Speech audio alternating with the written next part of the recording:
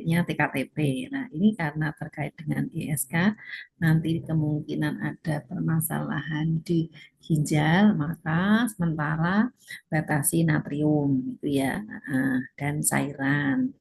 Karena kita ingat kalau nanti natriumnya tinggi, hipernatremi, nanti akan mengikat cairan sehingga akan terjadi cairan pada masuk ke interstisial ya. Ini kan pompa N akan mempengaruhi cairan ya, sehingga cairan tidak bisa masuk dalam sel.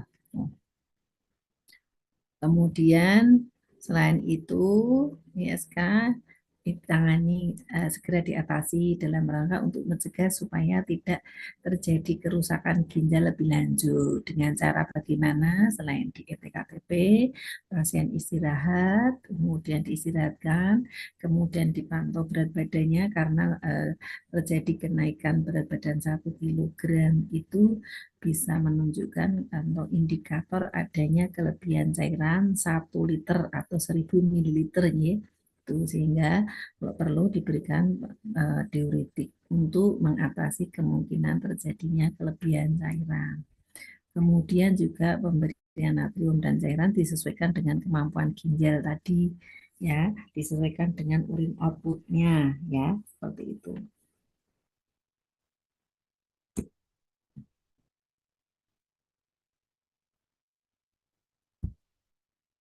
Nah, ini di dalam pengkajian pasien akan didapatkan adanya rasa nyeri. Kita ingat kemarin kalau itu di daerah ginjal berarti ada nyeri di daerah sudut kosta ya vertebra, kemudian nanti ke depan sampai ke umbilicus gitu toh kemarin itu ya. Jadi nanti ada nyeri daerah panggul, kemudian juga ginjal akan teraba. Biasanya dan pada normal tidak teraba. Terus ada nyeri tekan juga pada daerah vertebra atau pada di mana di situ terdapat ginjal. Kemudian mengalami kekakuan pada abdominal. Ya. Kemudian demam, nah kalau ada infeksi pasti salah satu tanda yaitu adanya peningkatan suhu atau demam atau kalor ya. Kemudian pasien bisa terasa dingin, malaise atau rasa lemah, jadi mengalami kelemahan, di mana kalau terjadi infeksi, nutrisi banyak untuk digunakan peperangan ya, sehingga untuk pertahanan, untuk energi itu berkurang. Kemudian pasiennya bisa saja terjadi anoreksia, nafsu makan menurun. Ini juga bisa karena ada yang tadi kelemahan sehingga fungsi pencernaannya juga terganggu sehingga akan muncul mual, muntah. Dan haluan urin itu menurun. Jika haluan urin menurun ini bisa dikaitkan karena adanya gangguan di ginjalnya juga ya, seperti itu. Kemudian itu tadi ada saat pengkajian entah dari hasil anamnesa maupun dalam pemeriksaan fisik. Kemudian di pemeriksaan diagnostik nanti didapatkan urinalisis ya, ini urinnya akan warna keruh ya, bisa juga akan tampak putih kalau itu di mana banyak sel-sel darah putih. Kemudian juga bisa adanya kemerahan kalau itu disertai adanya pecahan pembuluh darah atau adanya perdarahan sehingga tampak merah, hematuria ya, atau disebut dengan hematuria. Kalau tadi banyak sel darah putih itu berarti piuria ya. Dengan demikian perlu untuk memastikan nanti dilakukan pemeriksaan kultur urin. Sehingga di sini kira-kira nanti kuman apa yang masih sensitif, obat tadi masih sensitif ataupun masih bereaksi ya, maksudnya tidak mengalami resisten terhadap obat apa, sehingga nanti yang sensitif tadilah obat-obat yang masih sensitif tadi yang nanti akan diberikan atau sensitif terhadap obat apa, ini untuk menentukan antibiotik yang akan digunakan. Kemudian untuk memastikan dengan adanya tadi ISK apakah nanti sudah mengakibatkan gangguan pada di ginjal atau enggak, nanti dengan pemeriksaan diagnostik IVP, intravena biografi dengan memasukkan zat kontras ya melalui vena yang nanti masuk ke dalam ginjal. Kemarin sudah kita bahas bagaimana persiapan pasien dan bagaimana perawatan pasien selama dilakukan tindakan maupun setelah dilakukan tindakan IVP ya, seperti itu. Kemudian urografi itu nanti memasukkan zat kontras ke saluran perkemihan, ya. Kemudian endoskopi ini beberapa diagnostik yang bisa kita gunakan untuk memastikan apakah dengan adanya SK tadi sampai mengakibatkan gangguan pada ginjalnya atau belum, ya, seperti itu. Kemudian terkait dengan diagnosa infeksi, ya, itu nanti diagnosa ini sudah masalah, ya. Nanti bila terjadi perluasan infeksi, maka untuk memastikan apakah infeksi teratasi belum dengan memonitor suhu tubuh. Kemudian kita perlu menampung urin untuk memastikan kira-kira bakteri apa yang masih sensitif terhadap kuman tadi, itu antibiotik untuk menentukan antibiotiknya. Kemudian juga meningkatkan cairan tubuh, ya, lebih dari 2.500. Kemudian juga di sini menganjurkan pasien untuk berkemih, ya, jadi jangan ditahan. Nah, kemudian anjurkan pasien juga untuk selalu mengosongkan kandung kemih, ya. Kemudian juga di dalam menjaga personal hygiene di area perineal itu penting, ya, supaya tetap kering dengan cara kalau itu wanita pada saat menstruasi mengganti balutan celana dalam, ya, yang dalam kondisi yang kering, ya, seperti itu. Kemudian ajarkan klien cara merawat daerah payudara dalam rangka untuk menjaga kebersihan, jangan pada kuman-kuman, itu menggunakan sabun boleh, cuma nanti perlu dilihat jangan terlalu yang deterjen atau sabun antiseptik yang terlalu basah, sehingga nanti akan mempengaruhi yang tadinya sifatnya asam akan berubah menjadi basah, sehingga ini pun juga merupakan faktor risiko untuk mudah terkena infeksi, ya, seperti itu. Terkait dengan gangguan eliminasi, ini juga hampir sama, ya. Jadi kita harus monitor terkait dengan urin outputnya. Kemudian pasien pun juga dianjurkan supaya BAK 2-3 kali, 3 setiap 2-3 jam sekali. Kemudian juga perlu dipalpasi, ya, untuk mengetahui adanya apakah ada penumpukan urin di dalam kandung kemih, dan bantu klien untuk kamar mandi atau menggunakan P-spot. Dimana kalau kondisi pasien itu lemah, sebaiknya menggunakan alat bantu. Kemudian untuk menghindari minum itu 2 jam sebelum tidur, ya. Nah, supaya nanti tidurnya enak. Kemudian hindari minum kopi dan jelaskan prosedur kalau mau dilakukan tindakan, ya, seperti itu. Kemudian ini belum ya. Kemudian kaji juga kalau itu ada nyeri, kaji tingkat nyerinya, intensitasnya, lokasi lamanya, dan kapan itu terjadi. Ini untuk melihat, kemarin kita sudah membahas, kalau ada nyeri, nyerinya itu bisa berasal dari ginjal, bisa berasal dari ureter, maka nanti dari karakteristik nyerinya, kemudian areanya, kemudian juga penyebarannya di mana. Kemarin sudah, ya. Kalau itu nyerinya bersumber dari ginjal, berarti nyerinya di daerah mana? Regionnya. Masih ingat kemarin? Pinggang. Terus? Ke atas. Umbilikus. Ya, kan? Itu kalau di ginjal. Kalau dari ureter? Pinggang ke suprapubis. Plus?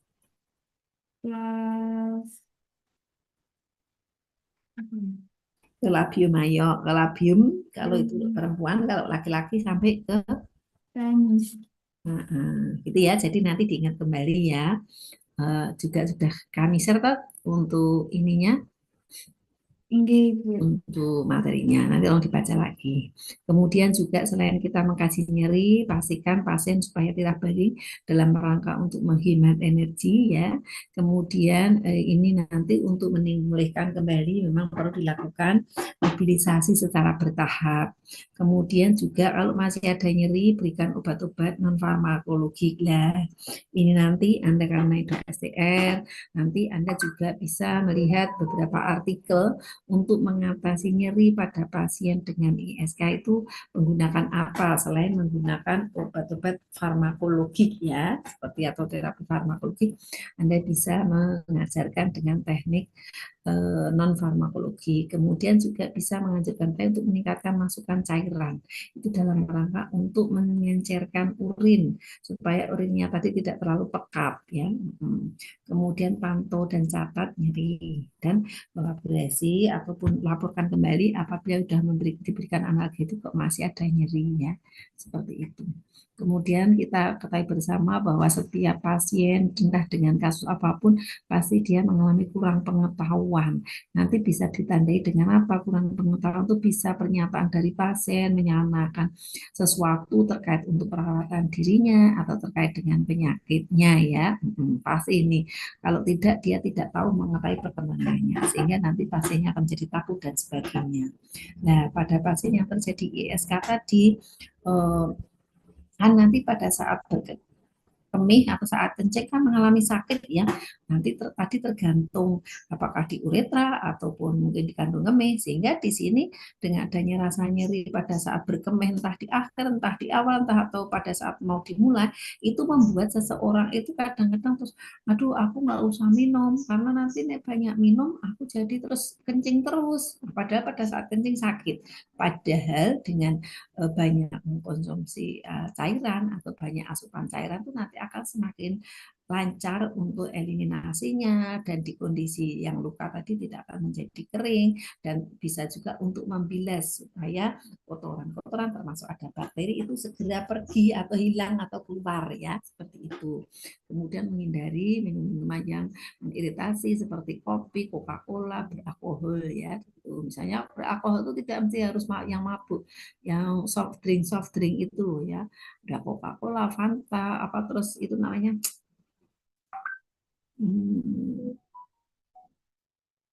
yang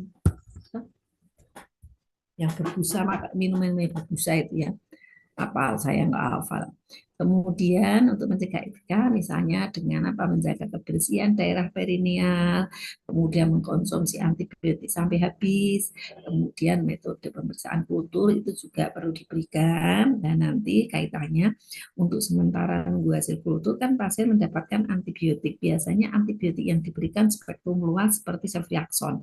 Namun nanti setelah kultur itu sudah jadi hasilnya sehingga bisa teridentifikasi ternyata masih sensitif terhadap obat apa, ya itulah nanti yang diberikan. Sehingga di sini perlu dikasih edukasi ke pasien karena pasien kadang-kadang sudah mendapatkan obat, wah kemarin sudah ya kok ini minum lagi sehingga bisa saja pasien itu menjadi enggan untuk minum obat ya. Kemudian hindari minum obat yang dijual bebas tanpa sepengetahuan oleh dokter atau tanpa sepengetahuan atau tanpa rekomendasi dokter karena apa kita ketahui bahwa minum obat yang berlebihan tidak sesuai dengan indikasi atau karena ketidaktahuan pasien kadang-kadang hanya ikut-ikutan minum itu kadang-kadang malah mengakibatkan adanya gangguan kegagalan ataupun kerusakan di fungsi ginjal karena kita ketahui bersama minuman-minuman yang kita minum atau makanan yang kita minum itu nanti kalau mengandung racun akan dinetralisir di hepar, kemudian juga di ginjal. Karena apa?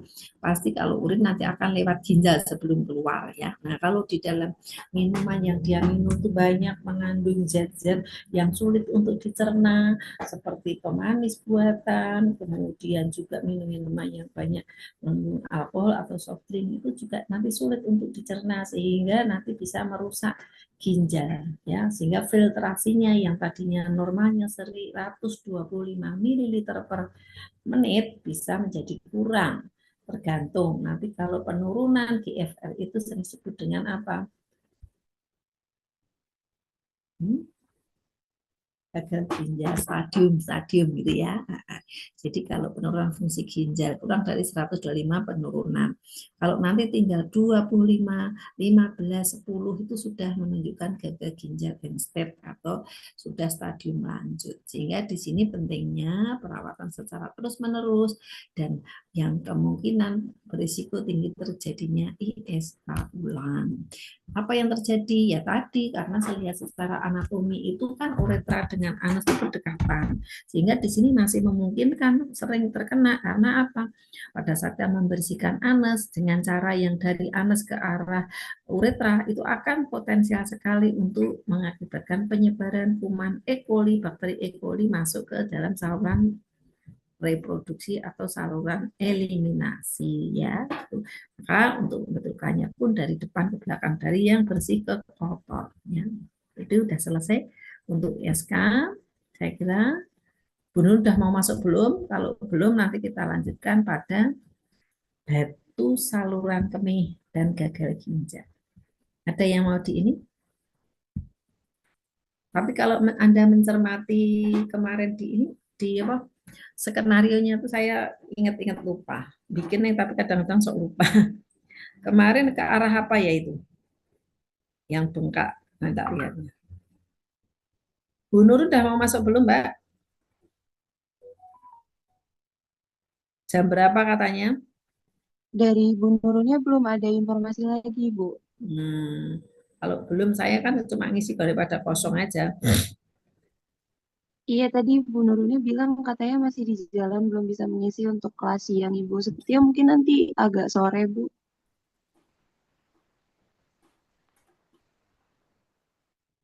Ya, oke, saya lanjutkan ya terkait dengan urolithiasis atau batu saluran kemih. Saya ditutup aja ini, kepiur-kepiur ya tempat saya itu.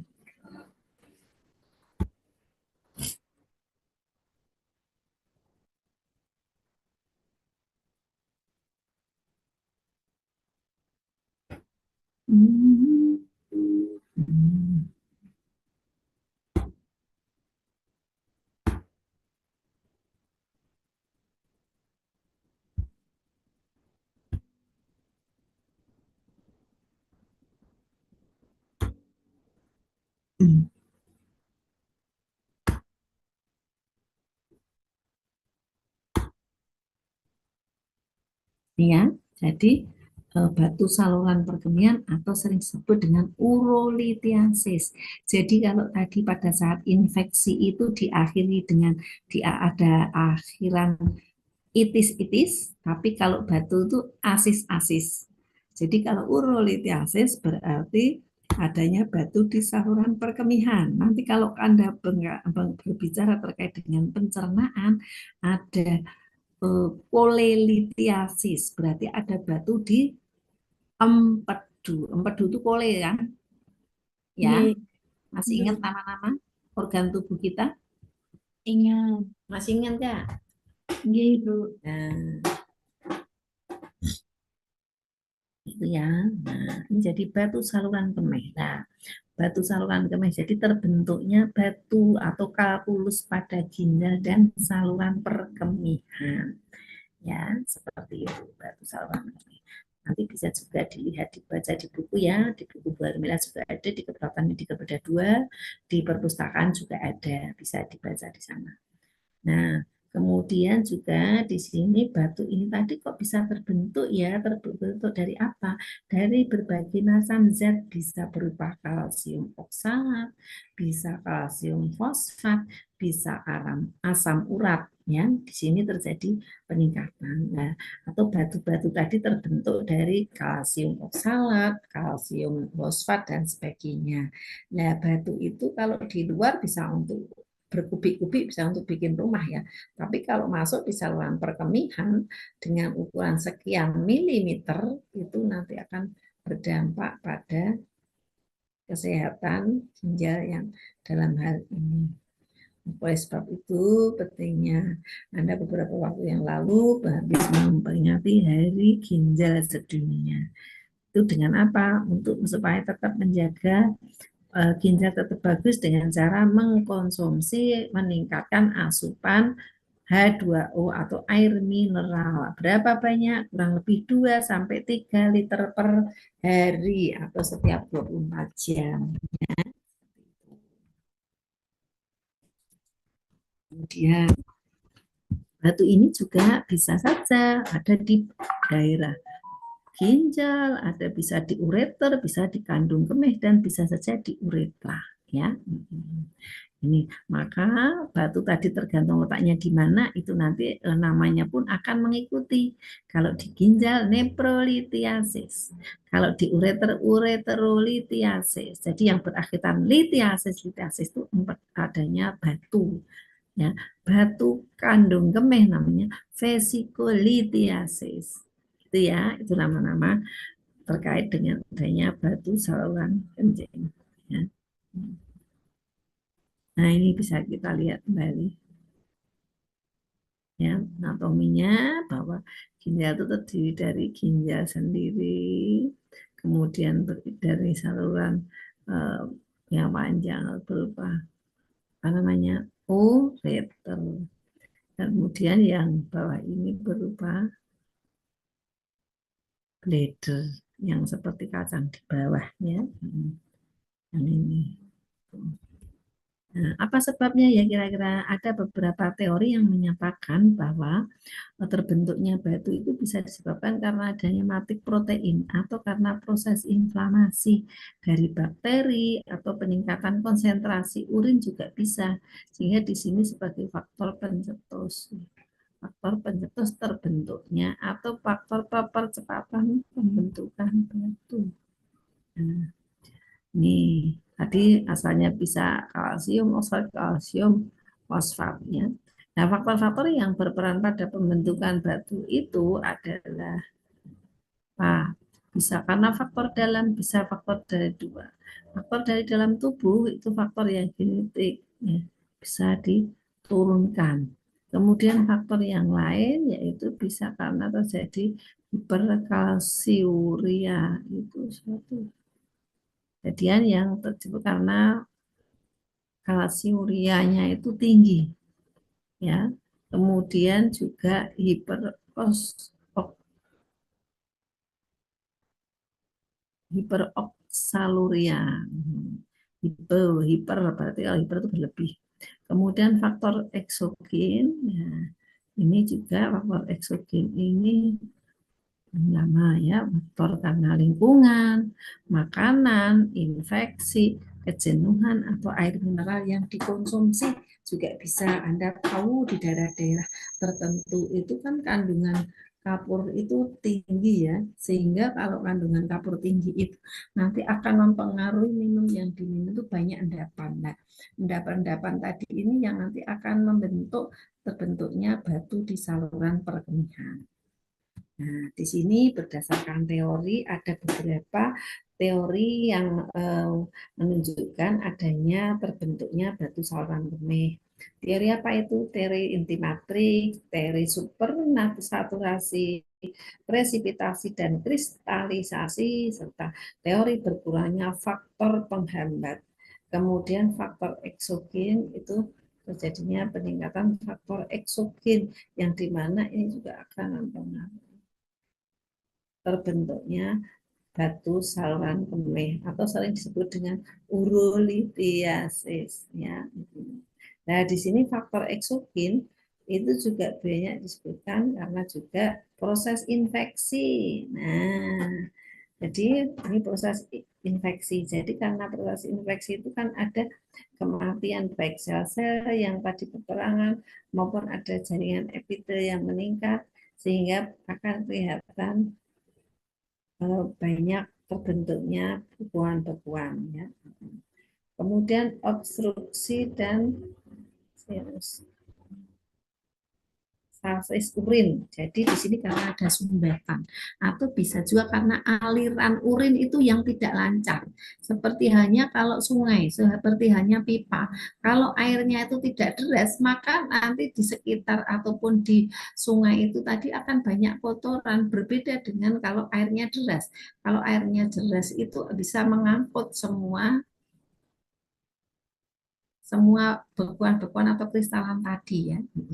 Kemudian juga bisa disebabkan jenis kelamin. Nah, ini kelamin laki-laki lebih besar dibandingkan perempuan. Kemudian ras yang berwarna putih itu akan banyak. Ini berdasarkan dari statistik ya. Kemudian keturunan, air minum. Nah, air minum juga di mana pada kondisi-kondisi di lingkungan tertentu itu kandungan kapurnya tinggi sehingga resiko bentuknya kanker ya. atau cancer batu saluran kemih. Kemudian juga bisa karena pekerjaan. Kalau karena tadi air yang diminum, paham ya, pada kondisi-kondisi di daerah tertentu yang banyak kapur itu pada saat minum air kalau berasal dari sumur di mana yang kapur dan kapurnya tinggi, maka akan mudah terbentuknya batu saluran perkemihan. Begitu pula makanan. Makanan ya tidak yang mahal tapi yang memungkinkan untuk semua senang ya. Kemudian pekerjaan di sini ini pekerjaan yang banyak duduk, kurang minum. Nah, ini saya pernah punya pasien tuh orang karyawan di bank swasta Jakarta. Karena saking sibuknya setiap hari itu dan sudah di ruangan banyak ya konsumen dan kebetulan konsultan, sehingga di sini banyak hanya duduk-duduk untuk menerima konsultasi dari stafnya dan sebagainya. Sehingga dalam hal ini untuk menjaga supaya tidak terjadi adanya beberapa kemungkinan terjadi endapan atau terbentuknya batu, maka perlu dilakukan tadi pada saat jangan-jangan pekerjaannya yang mendukung, misalnya di daerah yang banyak partikel, kalau makanan ya makan makanan yang membentuk terjadinya batu-batu tadi, ada oksalat ya, kemudian apalagi tadi banyak. Nah, itu mempengaruhi terutama makanan-makanan yang tinggi kolesterol ya. Kemudian suhu itu yang suhu kondisi yang mempengaruhi terjadinya vasokonstriksi ya. Itu beberapa kondisi yang merupakan faktor risiko terjadinya batu saluran perkemihan yang nanti akan mengakibatkan gangguan pada proses eliminasi urin ya. Kemudian ini juga manifestasinya data yang sering muncul itu adanya nyeri hebat yang tiba-tiba yang kadang-kadang disebut dengan kolik renal atau kolik ureter. Kolik renal ini akan terasa di region lumbal menyebar ke samping dan ke belakang menuju daerah testis pada laki-laki dan pada kandung kemih pada wanita. Dan kolik renal ini akan terasa nyeri di sekitar nyeri adanya mual. Aku sedih ngantuk ini. Adanya menunjukkan nyeri tadi berpindah-pindah itu menunjukkan karena apa? Batu tadi kalau di kandung kemih itu kan seperti di dalam ruangan. Nah, batunya itu kecil. Pada saat bergerak seseorang maka batu tadi pun juga akan ikut bergerak. Kalau airnya penuh pun juga akan ikut bergerak. Kita ingat pada saat batu di dalam saluran kandung kemih itu bergerak, maka akan sering menimbulkan rasa sakit sengkering yang kadang-kadang sok tidak spesifik sehingga kadang-kadang sama orang itu dibiarkan, dicuekin aja nggak diperhatikan. Padahal kalau orang kesehatan itu sedikit demi sedikit bisa menjadi bukit banyak penyebab penyakit ya. Sehingga jangan sampai ditunggu ya. Kemudian juga bisa juga akan mengakibatkan adanya nyeri tumpul atau nyeri berat ya. Itu beberapa manifestasi klinis. Dan tadi nyerinya di mana tergantung letak batunya sama dengan infeksi tadi. Kemudian untuk pemeriksaan diagnostiknya pun hampir sama dengan pemeriksaan ginjal itu dengan radiografi memasukkan zat kontras ya. Kemudian juga IVP untuk mengetahui sumbatan. Kemudian urinalisis itu bisa ada dapatkan hematuria, adanya darah di dalam urin ya, baik secara makroskopis maupun mikroskopis bisa tampak ya, sehingga pada saat pemeriksaan pakai kertas Rutmus itu akan menunjukkan adanya keasaman yang tinggi ya, seperti itu. Kemudian kultur urin pun menentukan atau menandakan adanya bakteri ya. Kemudian bun itu atau blood urea serum ya. Jadi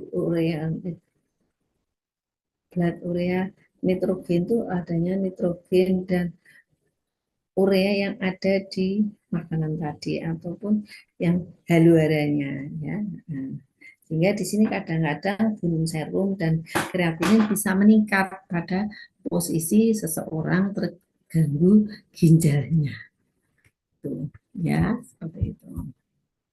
Sehingga penata laksananya pun tujuannya untuk menghilangkan batu, menentukan jenis batu, maka nanti perlu dilakukan pemeriksaan PA, patologi anatomi, terus mencegah kerusakan nepron, maka kita harus cek kira-kira cairannya tadi sudah masuk di mana, dan nanti bisa teridentifikasi untuk terapinya pun juga akan menentukan, karena pada individu yang sulit dijangkau dengan misalnya ESBL, maka bisa dilakukan dengan sinar, ya seperti itu beberapa kondisi pertimbangan, nanti bisa tanyakan ya.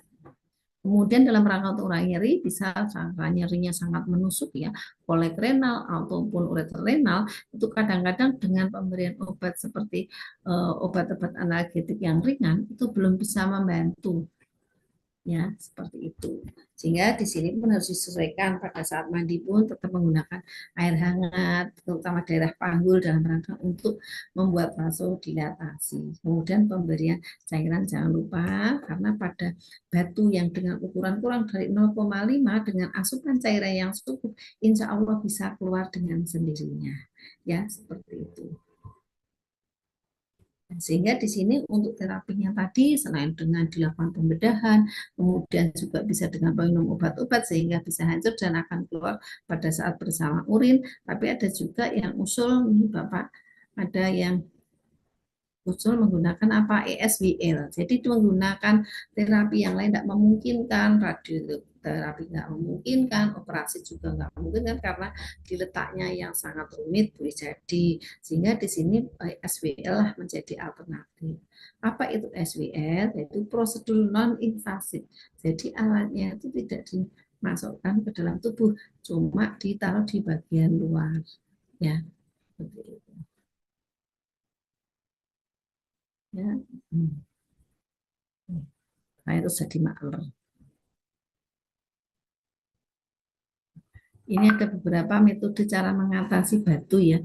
Tadi ada mulai dari minum yang cukup yang banyak sehingga bisa keluar bersama air, itu terutama pada diameter yang kurang dari 0,5 ml, karena kita sesuai dengan diameter uretra kita itu kan tidak lebih dari ya, diameternya loh ya. Metode untuk mengangkat batu ginjal tanpa pembedahan mayor itu dengan endurologi, jadi masukkan alat ya tanpa harus ginjalnya dioperasi.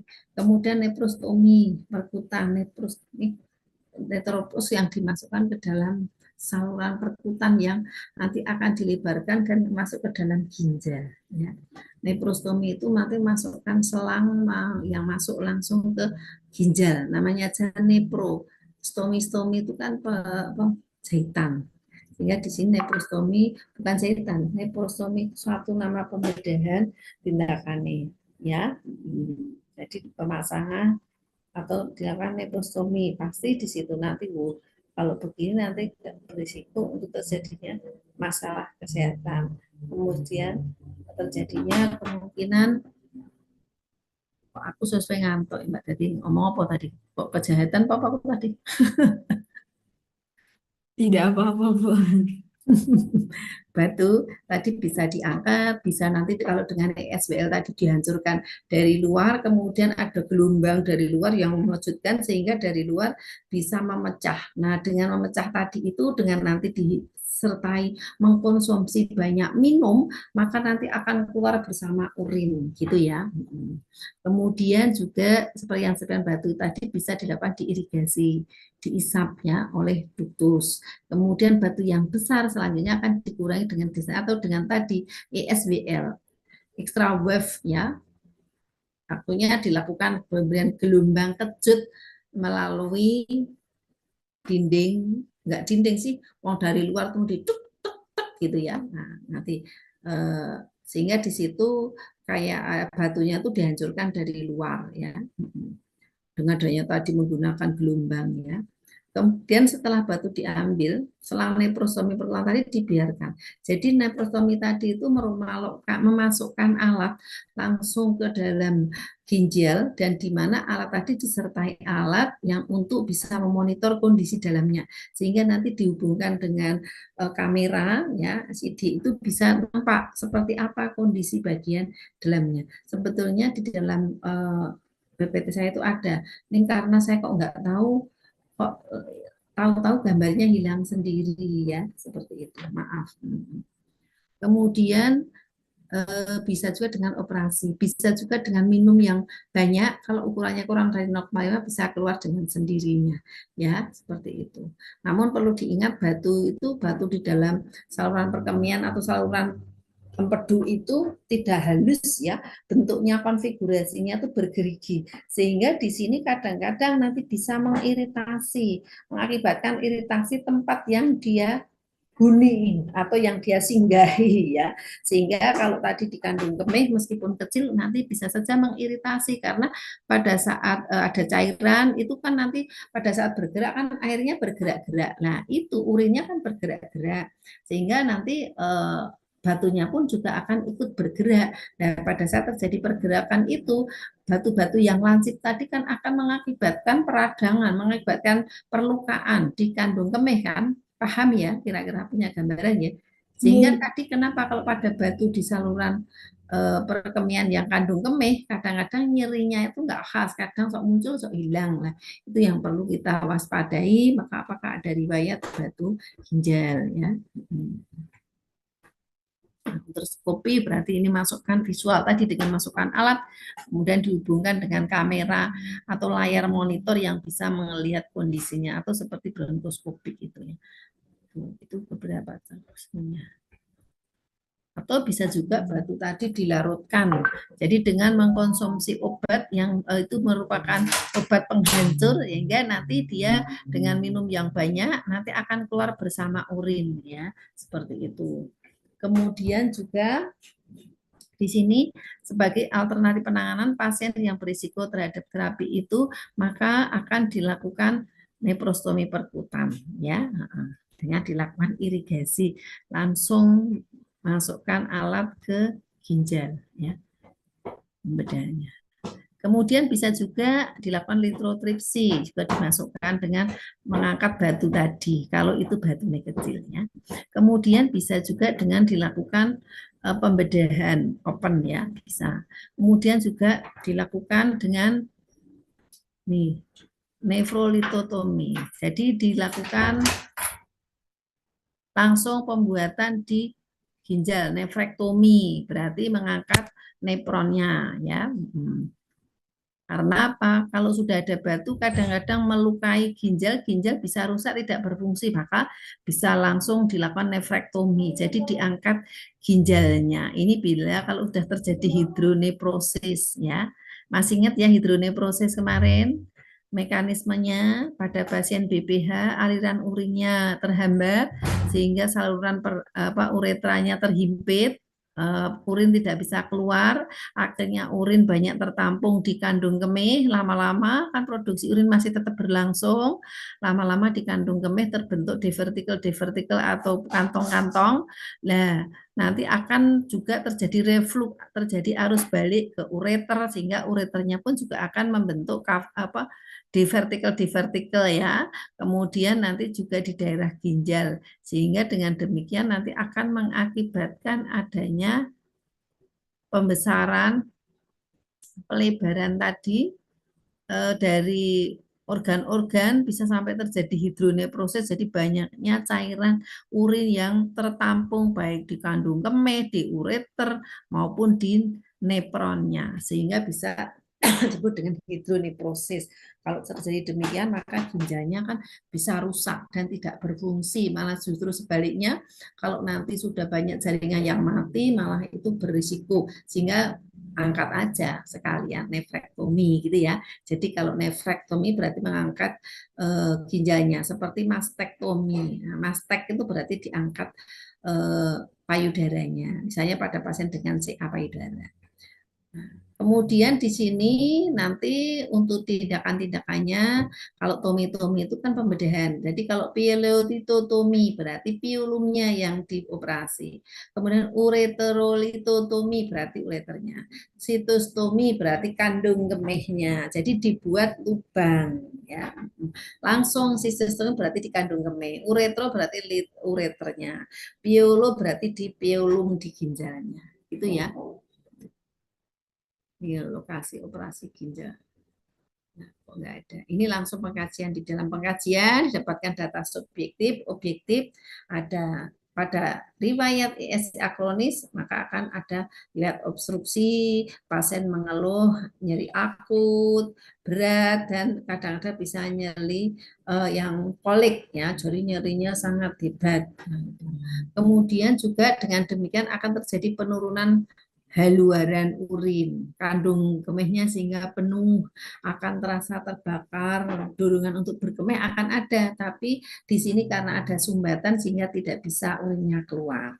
Nah, ya, sumbatan apa? Batu tadi ya gitu. Sehingga pasiennya tekanan darahnya bisa tinggi, bisa naik atau rendah, nadinya cepat, itu merangkompensasi, pucat karena eritropoietine, oliguri karena tadi tersumbat, hematuri karena adanya tadi batu melukai pada dinding-dinding saluran perkemihan. Dengan demikian terjadi pula perubahan berkemih, berkemihnya sedikit-sedikit, ada rasa nyeri, ya. Kemudian bisa terjadi distensi abdominal. Ya, ini bisa disertai adanya gangguan pencernaan gastrointestinal, bisa muntah, ada nyeri tekan. Itu ya beberapa kondisi tanda gejala pada pasien dengan batu saluran perkemihan dengan diciri khasi nyeri. Tadi nyerinya pun juga masing-masing berbeda tergantung di mana letak nyerinya. Nah, ingat nyeri yang pertama waktu kita ketemu ya.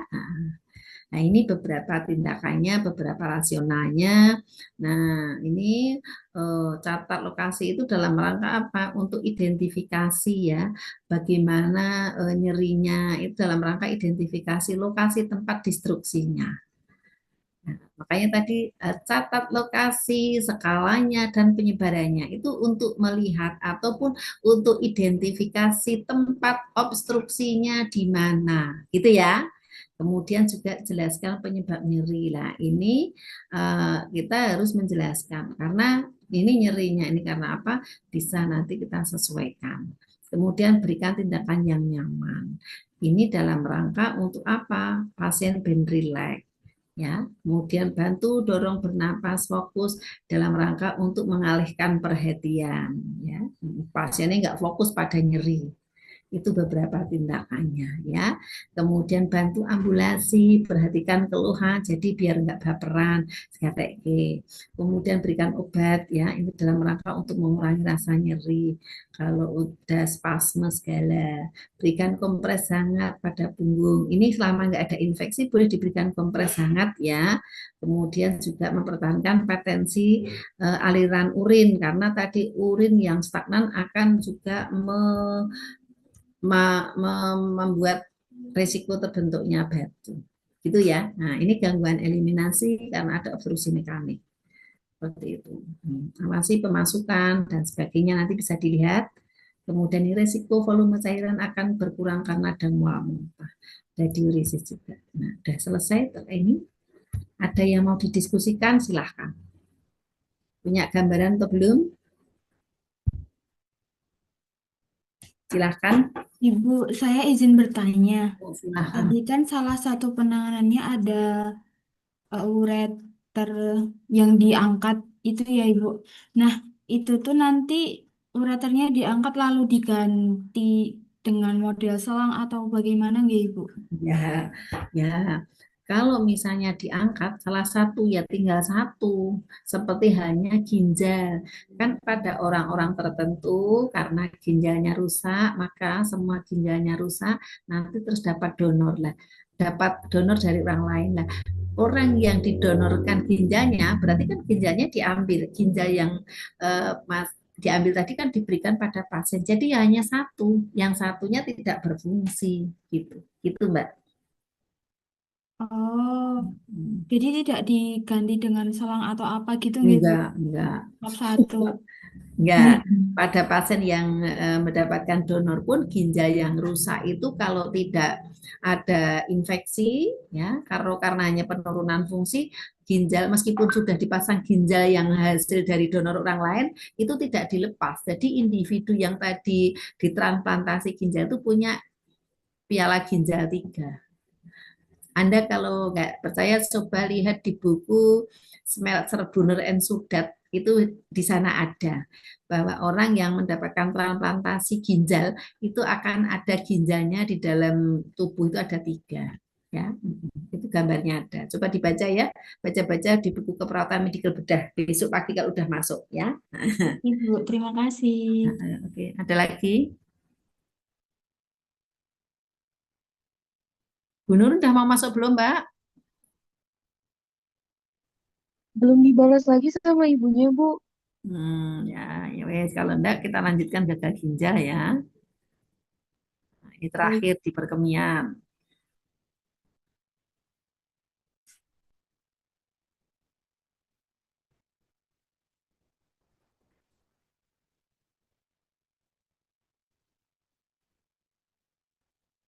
Oh iya, kankernya belum ya. Ya besok lagi kankernya. Nanti ini gagal ginjal.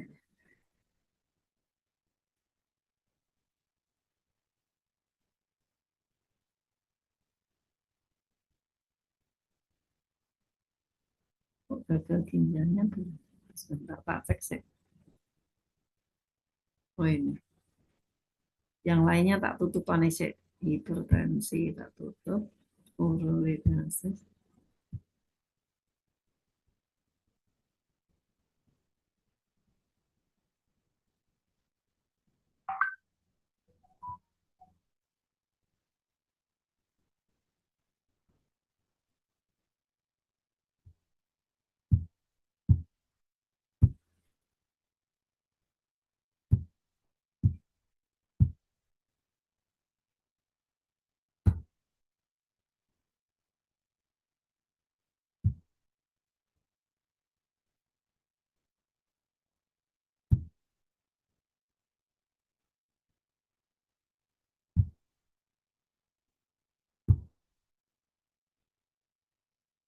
Nah, tadi kan udah kita bahas terkait dengan infeksi, terkait dengan batu, terkait juga dengan apa tadi? Yang sudah kita bahas, batu ginjal, infeksi, terus apa lagi? B, Yang kemarin apa? BPH. BPH, obstruksi itu bisa karena BPH, bisa karena ada batu ya. Seperti itu. Kayak lali, soal tadi udah sih ngomong ke apa. Nah, kalau pada pasien terjadi ISK, pasien ada batu ginjal, BPH, kalau tidak segera diatasi, bisa melanjut ke terjadinya gagal ginjal. Apa sih yang dimaksud dengan gagal ginjal? Itu gagal ginjal, ada gagal ginjal akut, ada gagal ginjal kronis. Gagal ginjal akut itu terjadi penurunan fungsi ginjal yang mendadak. Ditandai dengan apa? Adanya asotemia. Apa sih asotemia? Terjadi peningkatan konsentrasi, apa serumnya meningkat, kemudian juga pipisnya berkurang, urin outputnya kurang dari 500 per 24 jam, bisa terjadi hiperkalemi, kalium normal berapa kemarin? 3,5 sampai 4,5. Nah, 3,5 sampai 5,5. Nah, sehingga di sini bisa sampai 7. Nah, kemudian retensi natrium. Natriumnya bisa lebih dari normal. Berapa natrium normal? 125 sampai 135. Ya, 135 sampai 145. Ya, itu berapa suatu kondisi ya. Nah, jadi nanti ingat, kalau saudara merawat pasien, pasiennya itu kok ada, ini pipisnya kurang dari 500 dalam waktu 24 jam. Terus hasil pemeriksaan laboratorium, loh kok kaliumnya tinggi, loh kemudian juga natriumnya juga tinggi. Waduh, ini jangan lihat kata ginjal. Kira-kira ini pasien apa ya yang bisa terjadi? Nah, ini beberapa kondisi yang menyebabkan seseorang itu bisa terjadi gagal ginjal. Klasifikasi gagal ginjal berdasarkan dari penyebabnya itu ada 3 ya. 1 itu prerenal. Jadi gagal ginjal itu bisa disebabkan sebelum di ginjalnya. Prerenal. Kalau ngomong prerenal itu bisa dari sirkulasinya. Jadi bagaimana itu pada kondisi apa? Gangguan fungsi ginjal karena terjadi hipoperfusi. Kemarin waktu kita pertama kali ketemu, teman-teman saat kita mengukur tekanan darah tidak hanya diperhatikan sistol diastolnya ya, tapi harus diperhatikan MAP-nya. Masih ingat kan? Oke, Ibu. Nah, MAP itu apa? MAP merupakan indikator apa? Men Ya, main artery pressure itu menunjukkan apa? tekanan arteri, rata-rata tekanan arteri. Ya, rata-rata tekanan arteri atau pendek kata itu merupakan indikator apakah perfusi darah atau aliran darah ke ginjal itu adekuat atau tidak. Karena kita ingat ya, ternyata 25% darah itu dari jantung itu Ke ginjal. dimasukkan ke ginjal. Sehingga di sini tadi saat mengukur tekanan darah kita perhatikan, oh MAP-nya kurang loh dari 80, kurang dari 70. Anda tolong nanti dilihat lagi. Pasien yang pada saat diukur tekanan darah MAP-nya kurang dari 70 dan tidak bisa segera diresusitasi sebentar lagi terjadi gagal ginjal. Maka oleh sebab itu gagal ginjal akut yang disebabkan prerenal misalnya pada orang yang terjadi kekurangan cairan karena volume sirkulasi berkurang, bisa karena terjadi muntah yang berlebihan, pipis yang berlebihan, diare yang berintinya, kekurangan cairan itu bisa karena pengeluaran yang banyak, asupan yang kurang. Gitu ya. Bisa juga karena pasiennya terjadi shock. Nah, ini shock kardiogenik, terjadi shock kardiogenik, shock hipovolemik. Nah, itu kan akan atau perdarahan yang hebat itu kan akan mengakibatkan darah yang ke ginjal kurang. Sehingga kalau darah ke ginjal kurang, bisa terjadi gagal ginjal tadi, tanda-tandanya hiperkalemi, hipernatremi, gitu ya. Atau bisa juga pada orang yang terjadi infak yang luas. Nanti bisa kita bahas di kardiovaskuler. Nah, orang yang infak luas di bagian jantungnya itu otomatis cardiac output-nya akan menurun. Kalau cardiac output itu menurun, maka perfusi ke organ ginjal tidak adekuat. Atau bisa juga pada operasi jantung terbuka, di mana pada saat operasi jantung terbuka itu kan operasinya lama, dan di jantung juga di situ tempat darah. Risiko untuk darah hilang kan besar ya. Nah, kondisi-kondisi seperti inilah yang bisa merupakan penyebab seseorang terjadi gagal ginjal. Kira-kira punya gambaran? Punya ya. Jadi nanti misalnya pasien yang muntahnya berlebihan, tidak diiringi dengan asupan. Maka kalau terjadi itu setelah diresusitasi. Kalau pasiennya nggak mungkin secara peroral di parenteral, dia pasang infus kan gitu nggih. Oke. Itu. Kemudian juga kok terjadi perdarahan hebat, maka dihentikan perdarahannya sambil dipasang infus kan seperti itu. Oh kok diarenya banyak, kalau memungkinkan minum yang banyak, tapi kalau minum yang banyak diinfus, itu dalam rangka resusitasi cairan itu. Pasiennya terjadi shock, shocknya apa? Kalau shocknya mergane karena jantungnya yang luas infaknya diatasi sambil dikasih resusitasi. Oh kalau karena operasi banyak perdarahan yang hilang, kasihlah transfusi darah, tidak hanya cukup dengan pemberian cairan, tapi harus diganti dengan darah gitu ya. Itu dalam rangka untuk meningkatkan perfusi gitu nggih. Itu beberapa. Kemudian bisa juga disebabkan gagal ginjal akut itu disebabkan karena apa? Nih, di renalnya sendiri, jadi di intrinsik ginjal. Apa itu? Misalnya karena gangguan struktur dan fungsinya. Nah, tadi bisa saja di ginjal ini merupakan kelanjutan dari prerenal. Jadi pada individu-individu yang karena tadi terjadi perdarahan atau karena banyak pengeluaran cairan, entah muntah, entah diare, entah perdarahan, atau bisa asupannya yang kurang, itu nanti bisa berlanjut. Nek ginjal itu kekurangan cairan kan nanti bisa mengakibatkan fungsi ginjal terganggu ya. Nah, sehingga bisa terjadi ini tadi. Gagal ginjal prerenal yang berkepanjangan akan mengakibatkan gangguan di renal sehingga masuk intrinsik. Gitu ya. Terus bisa juga karena ada nekrosis tubular akut akibat dari hipotensi yang berkepanjangan pasca bedah. Jadi ini kan merupakan kelanjutan juga kan? Atau bisa juga karena hipovolemik. Jadi volume cair darah yang kurang dan infeksi pada pasien yang mengalami luka bakar. Kemudian hipotensi akibat trauma berat. Jadi banyak kehilangan darah intinya ya. Kemudian infeksi sendiri, infeksi di ginjal, atau bisa perdarahan yang hebat, pengeluaran khusus seperti adanya enteritis, muntah banyak, diare banyak, nah, yang berlebih, yang tidak diimbangi dengan asupan. Kemudian nefrotoksis, jadi adanya kerusakan di ginjal karena apa? Keracunan, misalnya terlalu banyak mengkonsumsi zat-zat. Contohnya pada pasien yang terjadi banyak mengkonsumsi minum-minuman yang banyak mengandung soda, banyak mengandung alkohol, banyak orang minum ini penguat itu loh. Apa misalnya saya pernah punya pasien banyak ya. Pasiennya itu olahragawan, orang atlet, usianya 19 tahun, lulusan UNY-WFPOK. Dia pemain sepak bola bagus, tapi dia apa? Sayangnya sehari bisa mengkonsumsi 5 liter air, tapi dia sering menggunakan suplemen hemaviton. Apa yang terjadi? Terjadi gagal ginjal.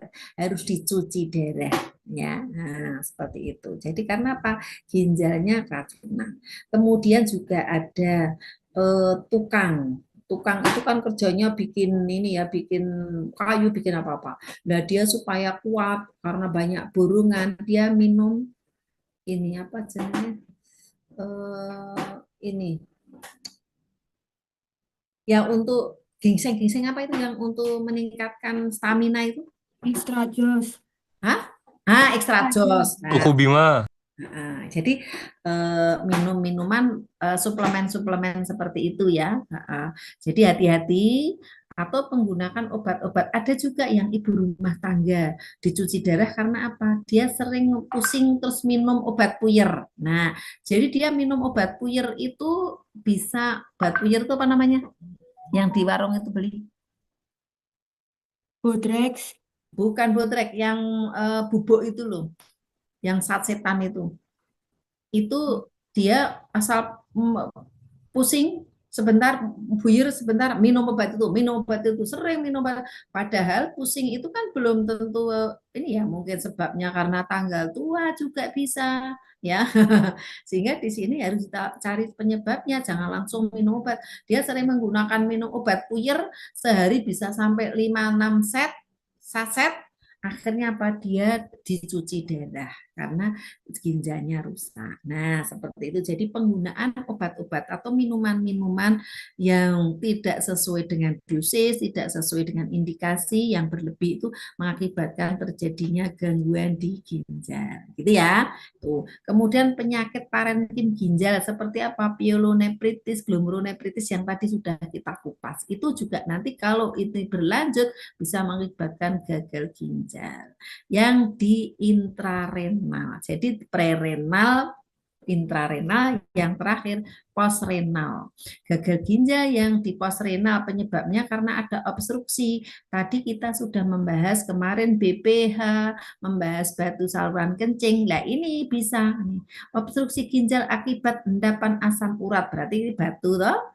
Kemudian obstruksi bilateral saluran kemih akibat adanya nih batu saluran kemih. Nah, ini juga tadi habis kita bahas.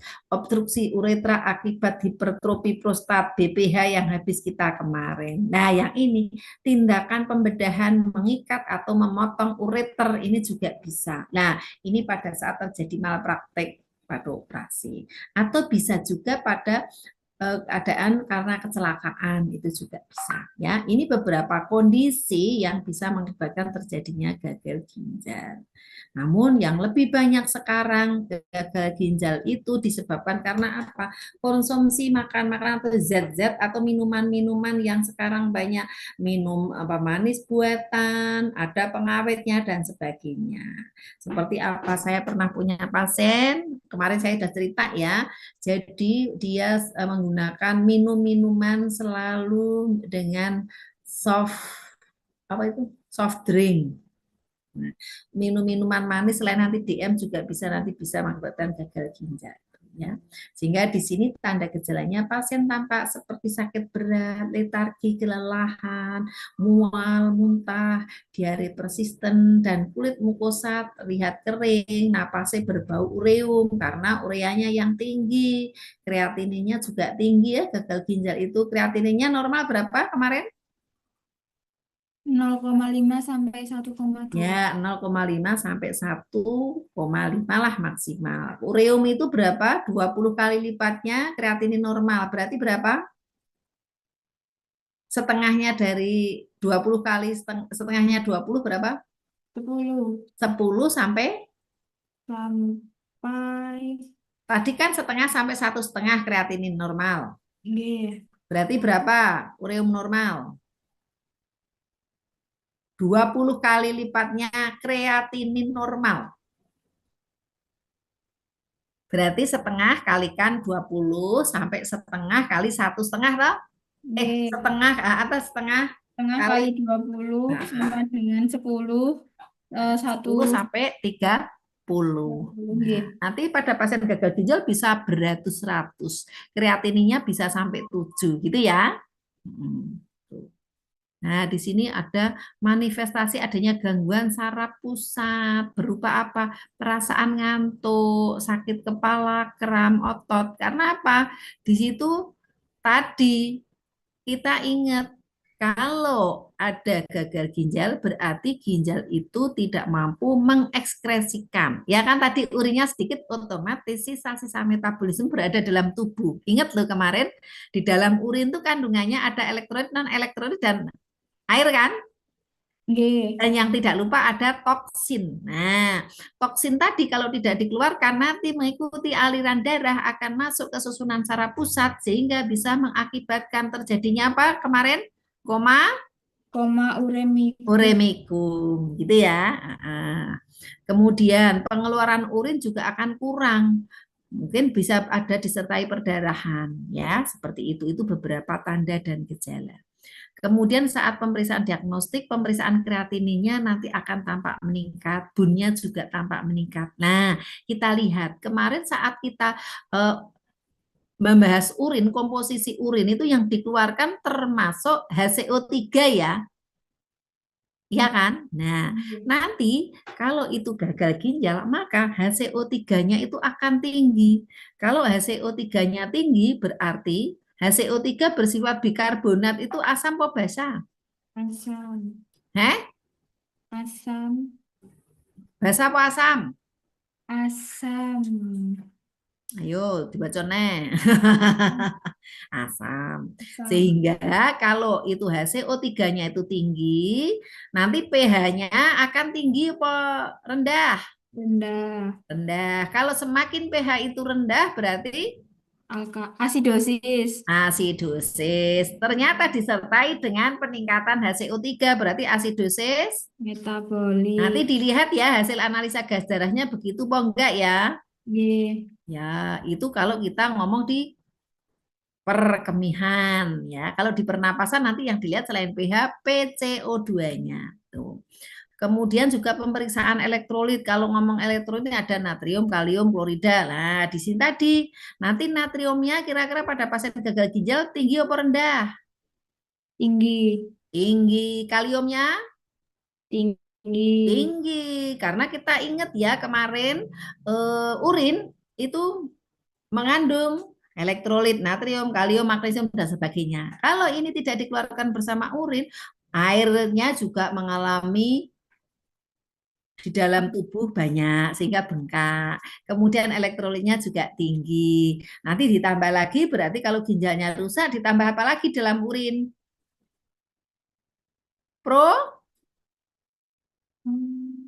Protein. Ingat tak kemarin? Iya, iya. Normalnya kan protein nggak ada, tapi kalau sudah terjadi gagal ginjal ada protein kan gitu. Gitu Iya. ya.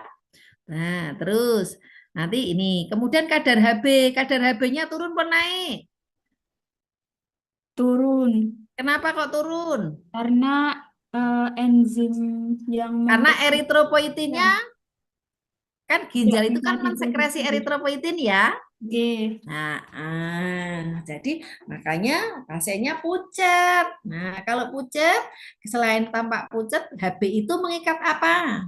Oksigen. Oksigen. 97 oksigen kan diikat oleh HB. Ini HB-nya rendah, berarti oksigennya rendah. Makanya pasiennya sesek kan? Oke. Nah, gitu ya. Itu manifestasinya. Nah, kira-kira sudah punya gambaran pasien gagal ginjal? Punya. Nah, itu ya. Nah, sehingga di sini penata laksananya bagaimana? Ya, karena ginjal sebagai alat pengeluaran, sebagai alat ekskresi terganggu, maka haruslah dilakukan dialisis. Dialisis di sini tujuannya untuk mengeluarkan sisa-sisa metabolisme tadi, mengoreksi keabnormalan kadar biokimia yang natriumnya tinggi, kaliumnya tinggi, ureumnya tinggi, kreatininnya tinggi. Aku ngomong apa itu? Kreatinin, natrium, kalsium ya, kalium, natrium, magnesium semua tinggi termasuk protein. Normalnya kan nggak ada protein, maka nanti harus dikeluarkan ya seperti itu dengan dicuci darah. Nah, dialisis itu bisa menggunakan sen, namanya hemodialisis, bisa menggunakan CAPD. Selain dengan dialisis, dengan cara apa? Untuk mengatasi pasien gagal ginjal, transplantasi ginjal, gitu ya. Nah, ketemu di kok apa neng kene.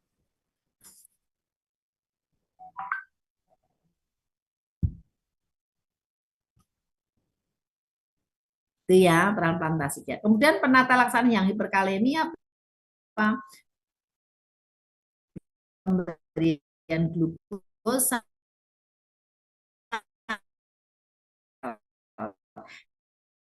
karena di sini kalium. Kemudian juga dengan memelihara keseimbangan cair di mana-mana, berat badannya meningkat. Kita ingat ya, kalau berat badan itu meningkat itu bukan karena asupan nutrisinya adekuat loh. Pada pasien gagal ginjal terjadi kenaikan berat badan menunjukkan adanya 1 kilogram berat badan berarti 1000 ml yang tertahan di dalam tubuh. Maka nanti Anda perhatikan pada pasien dicuci darah, tanya berat badannya naik berapa kilo sehingga nanti akan ditarik berapa kilo gitu ya. Kemudian juga karena terjadi tadi odem di mana-mana, maka bisa diberikan pemberian diuretik. Nih hati-hati, pada pasien dengan gagal ginjal diberikan diuretik, Anda monitor. Setelah diberikan diuretik, normalnya dia itu akan kencingnya banyak, ya kan? Banyak kencing yang keluar. Tapi kalau diberikan diuretik, Anda evaluasi selama 24 jam tidak ada penambahan urin yang keluar, ini menunjukkan stop pemberian diuretik. Karena apa? Pemberian diuretik yang sudah tidak berespon akan memperberat atau memperburuk gagal ginjal. Gitu nggih. Ini boleh diberikan pada ginjal yang masih berfungsi bagus. Begitu ya. Nah, kemudian penggantian elektrolit tadi. Elektrolitnya kan ada banyak yang hilang ya. Kemudian memberikan diet tinggi kalori, rendah protein, rendah apa lagi?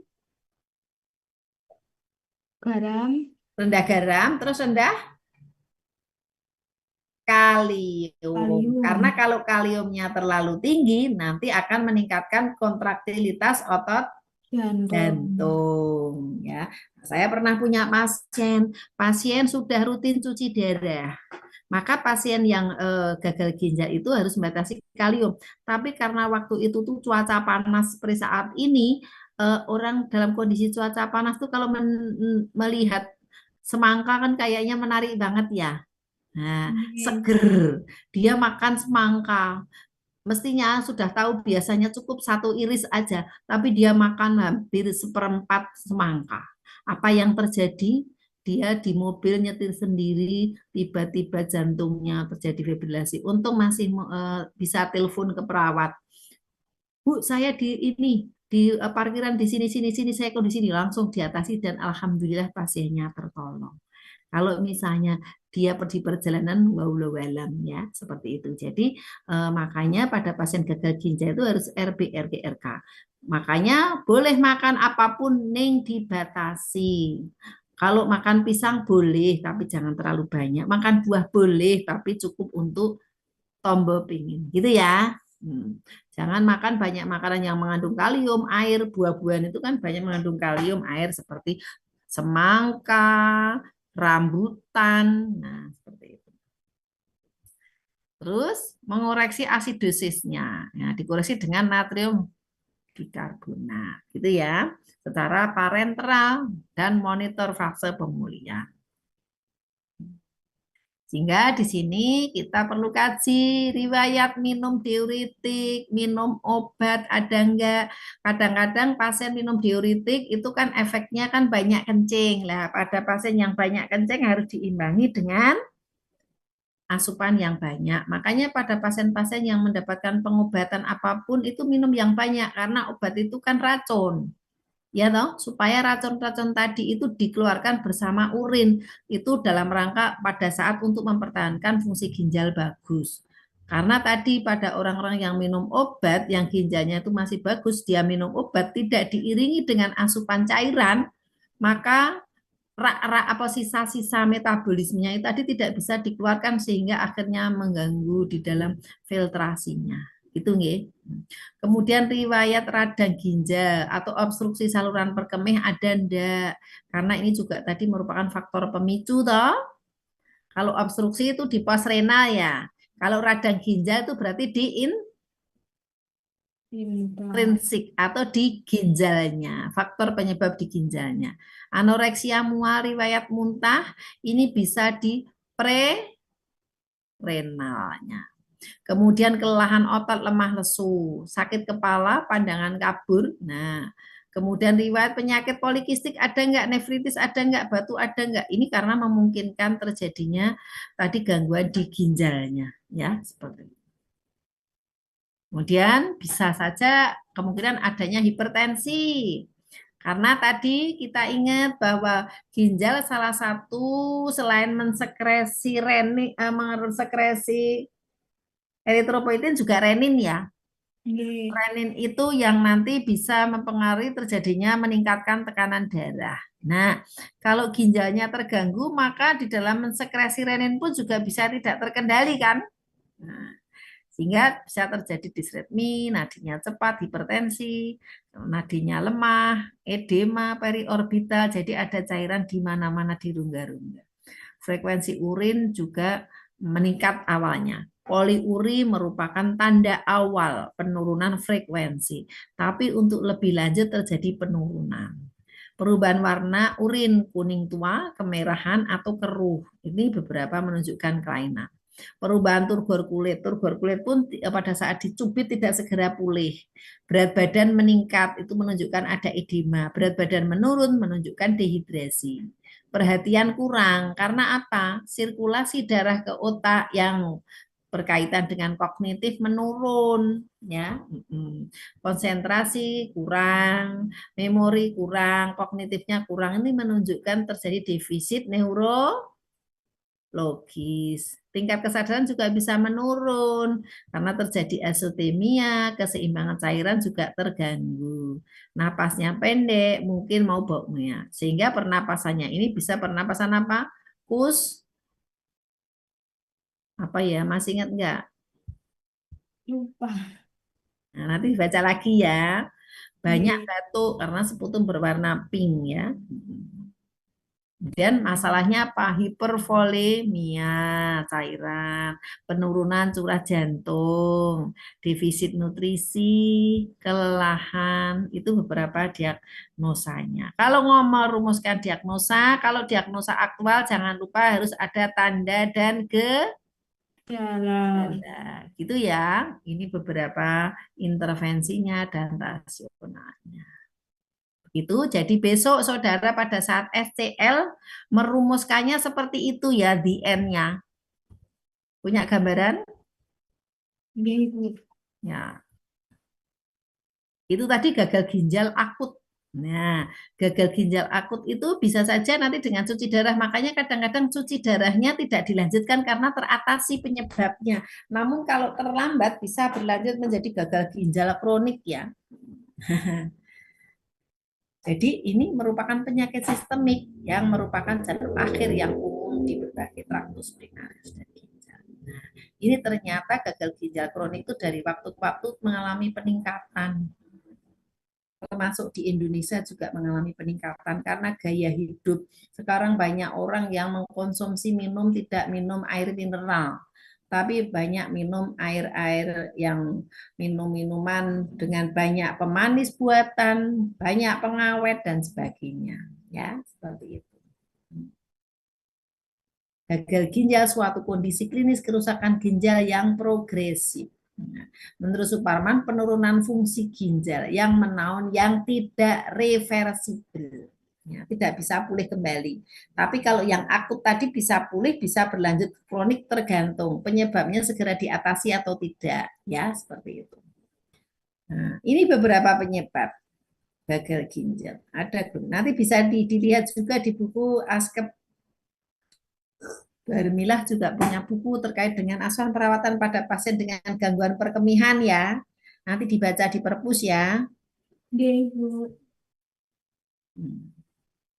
Ada 2 bukunya yang tak karang sendiri, juga ada yang bareng-bareng teman-teman ya. Ini klasifikasinya. Beberapa penyebab penyakit infeksi peradangan, bisa penyakit vaskular hipertensi, bisa gangguan pada jaringan penyambung, bisa gangguan pada kongenital, misalnya pada penyakit ginjal polikistik, penyakit metabolik seperti DM, GOT. Nah, ini DM itu merupakan penyakit yang ramah karena dia mengajak siapa-siapa. Kalau orang DM mengajak siapa jadi siapa? Bisa terjadi hipertensi, bisa terjadi gangguan kardiovaskuler CHF, bisa terjadi stroke, bisa saja terjadi gagal ginjal. Karena pada pasien DM, gula darah tinggi, kental, aliran lambat. Kalau aliran lambat, perfusi ke otak tidak adekuat, bisa terjadi stroke. Pada di jantung, bisa terjadi penurunan kardiak output, gagal jantung. Kalau di ginjal kurang perfusinya, bisa terjadi gagal ginjal. Nah, ya kan? Yeah. Banyak ya. Senang kalau Anda belajar di KMP itu senang karena apa? Sering terkait.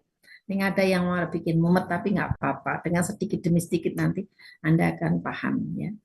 Ini beberapa klasifikasi penyakit yang bisa mengakibatkan gagal ginjal. Itu yang ini perjalanan klinisnya ada stadium 1, stadium 2, stadium 3, bisa dilihat dari GFR-nya juga ya. GFR normal kan 125 ml per menit. GFR-nya besarnya 25% dari normal. Berarti berapa? Seperempat dari 125. Yang stadium 1 itu bisa kreatinin normal, gula normal, penderita asimptomatik. Fungsi ginjal hanya dapat diketahui dengan tes pemekatan atau GFR. Stadium 3, sekitar 90% dari massa nefron telah hancur dan rusak. Tadi bisa karena proses infeksi, bisa karena ada batu ya. Nilai GFR hanya 10% dari normal. 10% dari normal, normalnya 125, berarti 10%-nya berapa? 12,5. Ya kan? Kreatininnya punya bisa meningkat dengan menyolok. Ya, seperti ini beberapa kondisi stadium-stadium. Nah, ini bisa dilihat nih. Stadium 1 GFR-nya, stadium 2 GFR-nya, stadium 3 GFR-nya, stadium 4 ini, stadium 5. Nah, ini stadium 5 atau NSAID ini harus memerlukan dialisis. Ini indikasi terjadinya dialisis atau transplantasi. Ini deskripsinya.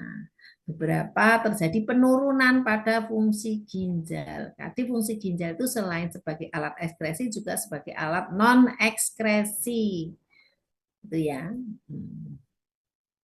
Ini patofisiologinya. Ada 2 adaptasi yang dilakukan oleh ginjal terhadap respon ketidakseimbangan. Bisa sisa nefron yang mengalami hipertrofi, bisa saja mengalami meningkatkan kecepatan filtrasi. Nah, proses adaptasi itu dapat berhasil atau tidak tergantung dari kerusakan ginjalnya. Nek ginjalnya masih sehat, masih bisa melakukan kompensasi. Ini nek ginjalnya sendiri saja sudah rusak, nggak mampu melakukan kompensasi. Akhirnya ya terjadi gagal ginjal yang tidak reversible alias irreversible. Sehingga manifestasinya apa? Nah, terjadi sindrom uremik. Apa itu? Nah, ada volume cairan dan elektrolit berlebih, kelainan ketidakseimbangan asam basa, terjadi retensi metabolik nitrogen, terjadi anemia karena defisiensi sekresi di ginjal eritropoietinnya. Gabungan kelainan terjadi gangguan kardiovaskulernya, neuromuskuler, saluran cerna, kelainan yang lain. Ya, itu. Ini manifestasi yang mungkin muncul. Bisa terjadi asidosis metabolik, bisa terjadi poliuri, itu kalau tahap awal. Lama-lama bisa terjadi anuri, tidak berkemih. Jadi nanti Anda pada saat melakukan asuhan perawatan pada pasien gagal ginjal, macam-macam. Ada yang kencingnya dalam waktu 24 jam, sama sekali nggak keluar juga ada. Ada yang cuma 200 cc ada, 250 cc ada, kan gitu. Tergantung daripada badannya. Selain itu juga libidonya akan hilang, terjadi amenore atau tidak menstruasi, impotensi, sterilitas alias kesuburannya terganggu. Kemudian kardiovaskularnya bisa terjadi hipertensi, retinopati, encephalopati, beban sirkulasi berlebih, edema, gagal jantung. Pada pernapasan ada pernapasan tadi Kussmaul. Masih ingat pernapasan Kussmaul itu cepat dalam. Kemudian bisa terjadi anemia, hemolisis, kecenderungan perdarahan. Itu ya. Ini beberapa kondisi pasien yang terjadi gagal ginjal. Ini pada perempuan, pada laki, nah, clearance creatinine testnya. Ya. Nah, pelaksananya gimana? Tindakan konservasi tujuannya untuk pengobatan tahap ini adalah meredakan atau memperlambat gagal ginjal. Ini kalau belum end stage. Kemudian pengobatannya diet rendah protein, kalium, natrium, dan cairan. Batasi cairan. Pembatasan protein. Pembatasan protein tidak hanya mengurangi kadar bun, tetapi juga mengurangi asupan kalium protein serta mengurangi produksi ion H yang berasal dari protein. Pembatasan asupan protein terbukti telah menormalkan kembali kelainan. Tapi kalau nanti sudah dicuci darah, dia harus tinggi protein hewani karena banyak protein yang hilang untuk menggantikan protein yang hilang dengan protein hewani. Kenapa nggak protein nabati? Karena protein hewani itu ukuran molekulnya lebih besar sehingga pada saat dicuci darah tidak bisa keluar pada saat dilakukan cuci darah. Itu ya. Ini tindakan pemberian protein ya, berapa banyak sesuaikan dengan ini, sesuai dengan GFR-nya. Inilah, ini tadi rendah kalium natrium pembatasan cairan. Jumlah urin yang keluar selama 24 jam plus IWL. Itu pembatasan cairannya atau pemenuhan cairan. Pengaturan cairannya itu ya rumusnya. Sudah ada atau tadi yang kita hitung-hitung? 500 tuh IWL-nya kurang lebih. Tindakannya, nah, pencegahan pengobatan komplikasi ya supaya tidak terjadi hipertensi, hiperkalemi, ini ada macam-macam. Ada supaya tidak terjadi hipertensi, pembatasan natrium, air, anti hipertensi jangan lupa dan diberikan diuretik. Kemudian kalau terjadi hiperkalemi, pemberian glukosa, insulin yang akan nanti membantu masukkan kalium ke dalam sel. Dengan demikian kalsium dengan pemberian kalsium glukonat. Anemi, maka direkomendasikan pemberian eritropoietin pada saat cuci darah atau EPO. Ya. Kemudian kalau terjadi asidosis, koreksi dengan pemberian natrium bikarbonat secara parenteral. Diet rendah fosfat untuk mengikat fosfat di dalam usus. Pengobatan hiperuresemia itu dengan pemberian allopurinol. Ya. Dan dialisis dapat digunakan untuk mempertahankan pasien dalam keadaan klinis yang optimal sampai tersedia donor ginjal. Gitu. Sudah selesai. Sampai sini ada pertanyaan, silakan. Hmm?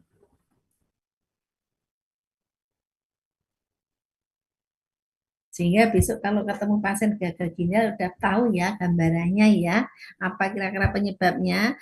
Tadi itu Ibu jelasin beberapa faktor penyebabnya itu kaitannya besok saat Anda melakukan pengkajian. Faktor resiko apa yang terjadi pada pasien sehingga Anda bisa kasih edukasi.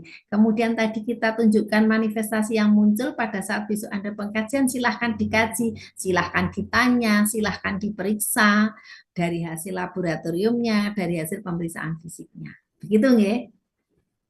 Nanti Anda pada saat membuat laporan kasus di SCL itu meliputi itu. Ada konsep penyakitnya, kemudian ada konsep asuhan perawatan sampai ke perencanaan. Gitu? Ada diskusi, silahkan. Kita selesai loh, perkemian tinggal kanker ginjal nanti.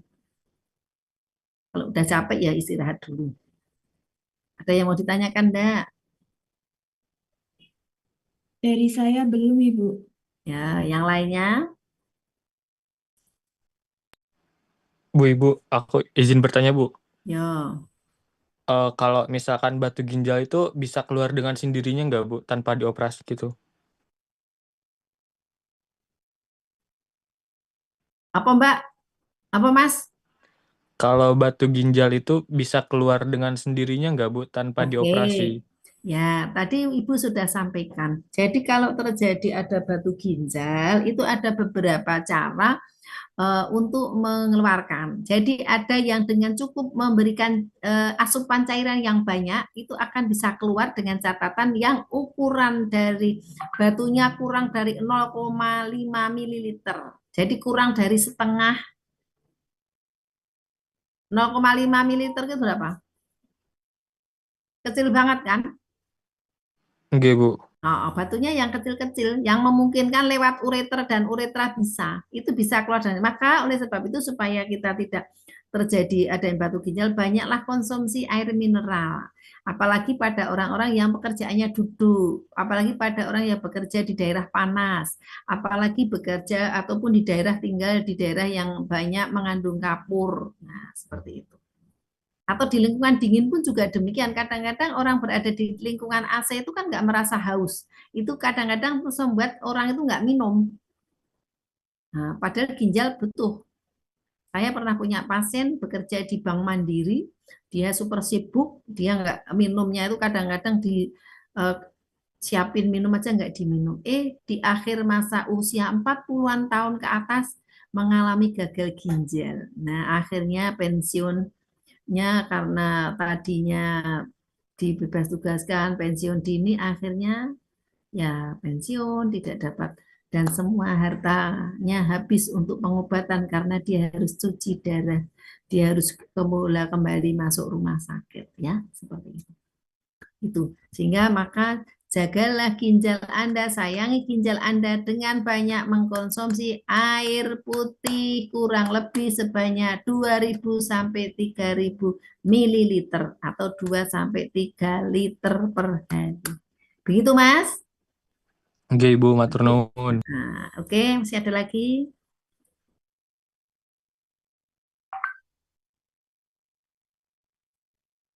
Kalau nggak ada, Ibu izin bertanya ya tentang silakan. penugasan Yo, silakan. buat yang tugas pertama kan kita nyari masalah keperawatan ngoten nggih, Ibu. Nah, semisal dari kelompok saya tuh ngambil di eliminasi urin, Ibu. Nanti kita menganalisisnya tuh hanya satu masalah kesehatan apa beberapa masalah keperawatan kita kaji ngoten, Ibu. Diagnosisnya Kamu seperti apa apa? pas tugas apa? Penugasan yang pertama, Ibu, yang kelompok besar niku. Oh, Semisal nggih, Ibu, kelompok saya ngambil eliminasi urin. mm-mm. Nah, kan di eliminasi urin kan ada beberapa masalah keperawatan, ya, Bu. Mm-mm. Nah, itu yang kita kaji itu cuma satu permasalahan atau beberapa permasalahan kita kaji, Bu. Itu kamu tugas yang pertama pada pasien eliminasi toh? Nggih, semisal saya ambil yang temanya Eh, eh, eh, eliminasi eh, eh. ngoten. Mahasiswa semua, kamu di dalam mengerjakan kemarin yang tugas pertama itu tidak berdasarkan kasus, tapi Anda berdasarkan studi literatur yang seperti Ibu tayangkan tadi, loh. Oh, pada pasien gagal ginjal itu data yang muncul ini tadi tinggi. Oh, terus diagnosa yang muncul ini gitu. Paham belum? Oh, nggih, Bu. Berarti yang dikaji satu permasalahan ngoten nggih, Bukan Bu. satu permasalahan Anda lihat di buku.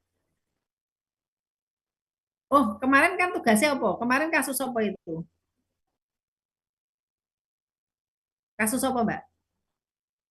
Yang kita Belum baca pertama ditentukan, kali itu Ibu. apa? Hah? Belum ditentukan untuk Eh, kasus spesifiknya apa. kamu tugas yang mana toh, Wi? Yang menjadi 4 kelompok itu loh.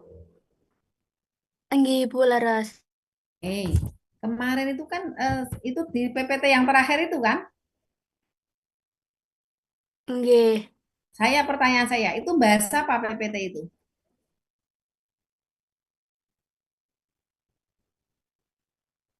Kemarin BPH kan?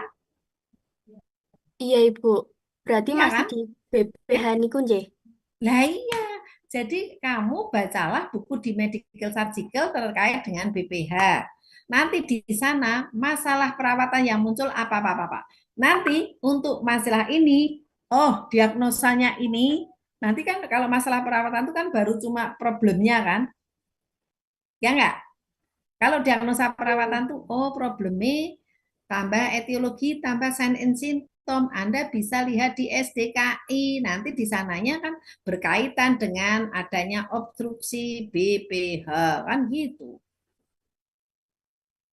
Oh, nggih, Ibu. Jadi Baik. seperti Berarti Ibu ini tadi loh, gagal ginjal.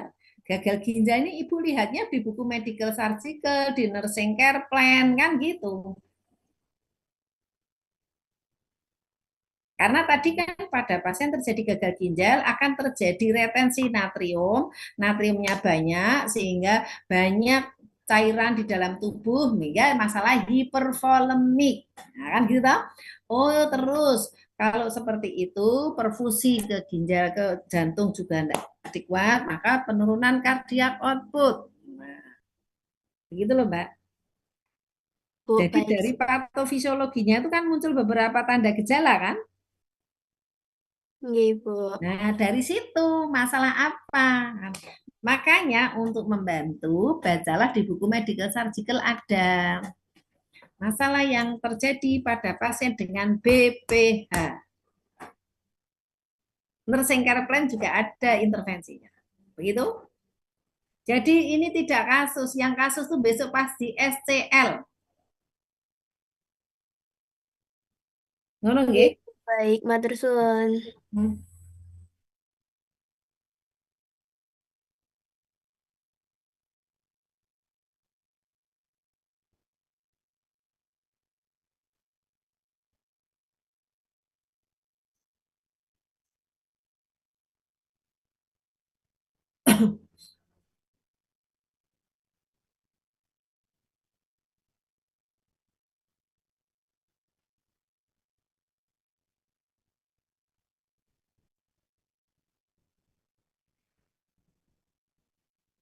Ada lagi silakan. Jadi sekali lagi ya, kalau tugas yang kayak tadi bukan berdasarkan kasus, nggih. Jadi berdasarkan di literatur. Maka saya tak kenalkan Anda buku keperawatan medical bedah.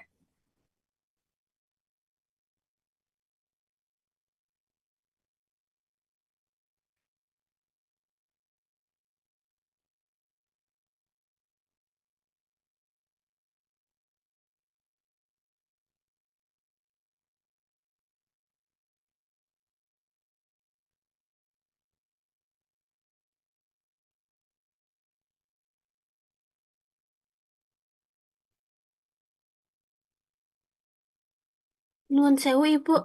Setelah dicek ternyata yang soal slide terakhir tuh masuk di materi yang gangguan perkemian itu, Ibu, bukan yang di BPH. Oh, itu nganu berarti nganu pada pasien dengan gangguan perkemihan. Jadi kamu baca dulu aja di ini perkemihan. Ya, nanti di buku medical surgical ada. Terus nanti dibantu rumusan diagnosanya ditandai dengan apa-apa, Anda bisa baca di SDKI.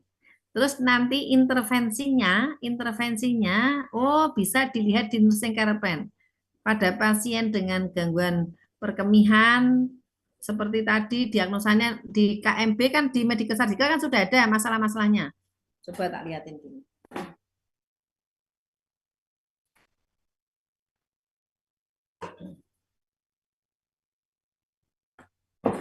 Bentar ya. Kamu ben punya gambaran karena kamu belum pernah baca buku keperawatan medical bedah kan? Sudah pernah belum? Sudah pernah apa belum? Belum Kamu pernah sudah Ibu. pernah baca buku Fundamental of Nursing? Pernah baca belum? Sudah, Ibu. Sudah pernah belum? Sudah. Eh? Yang Fundamental of Nursing sudah, Ibu. Di sana kan ada tuh masalah oksigenasi, diagnosanya apa? Ada tuh di fundamental? Nggih. Oh, bacalah. Iki sekarang KMP. Coba besok kita ke perpus bareng deh, tak tunjukin nih kamu masih bingung yang dimaksud. Nggih, Ibu. Besok pas ECL, gitu ya. Nggih. Saya pengen menuntun Anda cara penggunaan berbagai literatur. Saya tak bacanya dulu halaman tentang eliminasi transkultur plus adaptasi. Tuh, kamu bisa baca kalau terkait dengan penata laksanaan konsep-konsep perioperatif, bacalah di halaman 423. Kalau kamu terkait dengan pertukaran oksigen dan karbon dan fungsi pernapasan, bacalah buku di unit 6 halaman 505 sampai 687 buku medical surgical gue. Perpus ada semua. Tuh. Terus terkait dengan urinari. Nah, ini dengan urinari sebentar. Gangguan lambung, pencernaan, gangguan usus rektal, metabolik endokrin. Sebentar. Ini mahasiswa karena lihat bukunya, dilihat di sini Anda akan banyak hal yang kamu dapat sehingga yang kami omongkan itu dong. Nanti kamu baca di ini, di buku, kelihatan nggak? Tak lihatin, kelihatan nggak buku ini? Ini loh, kelihatan nggak? Terlihat Judulnya? Kelihatan, Ibu. Bu. Kelihatan toh? Buku ini? Nulisnya Brunner. Oh, nggih. Kelihatan toh? Nah, Nggih. coba Anda tulis kalau terkait dengan fungsi renal dan urinarius itu halaman 1361, mulai dari situ. 1361 sampai halaman 1487. Coba kamu baca kalau itu terkait dengan urinari. Nah, gitu ya. Yang kita bahas hari ini. Nanti terkait dengan kardiovaskuler, Anda bisa baca 719. Sampai berapa? Sampai 976. Itu ada semua di situ, berbagai macam sistem. Itu ya. Saya tak buka 1361. 1361. Nah, aku nanti tidak ngomong kurang ngapusi, no dikira lagi di sini. Ini Bu Nurun ngisi besok ternyata. Wes nggak apa-apa, ini tak gue jelaskan ben kalian le dong garap tugas dong ya.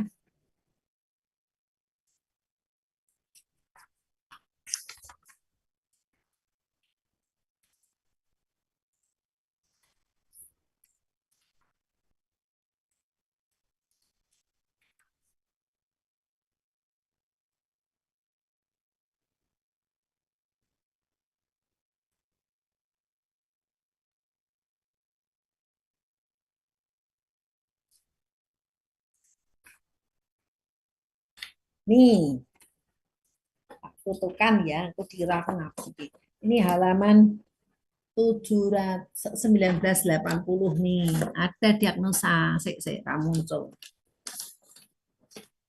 Foto oke ya, kalau kalian biar ini. Asuhan perawatan pasien dengan yang menjalani sistem renal atau urinari. Nanti tak kirim-kirim dengan Vika. Oke, Ibu.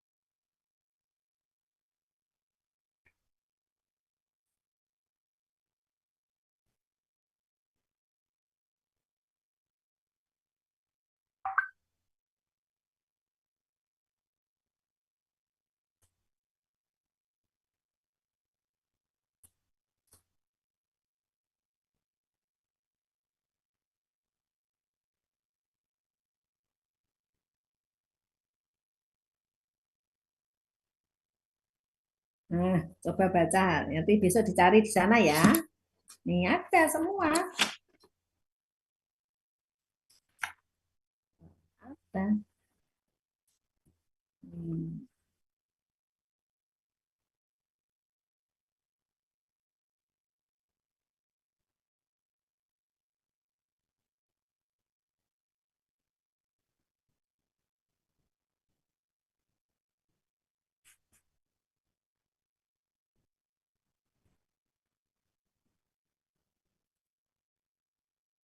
Ada apa itu Mbak Vika? Kasihkan temanmu coba Mendomoco. Itu caranya ini dieliminasi. Nanti di yang lain oksigenasi juga ada. Ya. Ini ada toh diagnosa di Brunel and Sudat nyeri dan gangguan rasa nyaman berhubungan dengan infeksi renal, edema, bla bla bla bla bla bla. Nah, ya kan? Takut berhubungan dengan bla bla bla bla bla. Ya kan? Nah, terus ini diagnosanya. Kurang pengetahuan mengenai prosedur dan tes diagnostik. Kan ada diagnosanya. Gitu. Nanti kalau lebih rincinya perencanaan lihatlah di buku Nursing Care Plan. Gitu ya. Nah, nanti itu di dalam kamu belajar sehingga nanti pada saat Anda baca SCL kasusnya apa ya ini? Berarti kasusnya patofisiologinya apa? Oh, berarti ini terkait dengan selain kalau edema itu selain terkait dengan di perkemihan karena cairan ya, cairan dan elektrolit itu selain di perkemihan kalau ngomong cairan sirkulasi nanti dikaitkan dengan jantung. Kan begitu. Itu cara belajarnya. Itu kira-kira ada yang tanya lagi? Boleh. Nanti kalau kamu kesulitan, boleh besok pagi nemuin Bu Armilah, tak ajari cara menggunakan buku-bukunya. Bu, kalau ini tentang ini ngambil ini gimana? Kok Bu Armilah tuh ngomong diagnosa di medical surgical ada, tapi untuk nanti redaksinya ditandai bisa lihat di SDKI. Kemudian di sini juga ada perencanaan, lebih konkretnya Anda bisa lihat di Siki, kan ngono, lebih item-itemnya. Gitu ya. Jadi tidak langsung tiba-tiba langsung 3S enggak di buku medical surgical ini. Kalau fundamental of nursing ya di fundamental of nursing itu alat bantu aja. SDKI itu kan alat bantu untuk merumuskan diagnosa, merumuskan psiki pada masing-masing kasus. Ya, seperti itu. Ning nek diagnosa yang muncul, Anda lihatnya di buku sesuai dengan buku medical surgical. Nanti kalau kamu di maternitas ya di maternity of nursing. Kalau nanti di anak ya pediatric of nursing. Kalau nanti di jiwa ya mental health nursing. Gitu. Kalau itu gerontik ya gerontologi. In nursing gitu ya. Gitu. Biar Anda kenal dengan buku ini. Jadi tidak hanya mendengarkan dan sehingga kamu nggak usah cari kasus-kasus, lihat di sini. Sehingga nanti Anda saat pengkajian pun ada nggak masalah ini? Oh, ternyata pasienku kok selain ada diagnosa yang sesuai di Brunner, kok ada diagnosa yang lain ya? Nah, terus pertanyaan Bu Hermila, Anda sudah cek selain pasien mempunyai masalah terkait dengan urinari, adakah masalah yang lain, misalnya jantung? Sehingga Anda harus lihatlah buku di yang topiknya kardiovaskuler, ya. Sehingga di situ nanti akan muncul diagnosa lagi yang terkait dengan kardiovaskuler. Karena kalau pada kasus pasien masalah oksigenasi, berkaitan pernapasan, ada berkaitan dengan urinari, karena tadi misalnya pada pasien gangguan urinari salah satu dampaknya HB ini rendah, ya, HB rendah nanti kalau misalnya HB rendah, oksigennya nanti yang dikit kurang, kalau tubuh itu kekurangan oksigen, nanti yang ikut terlibat dalam pemenuhan kebutuhan oksigen siapa?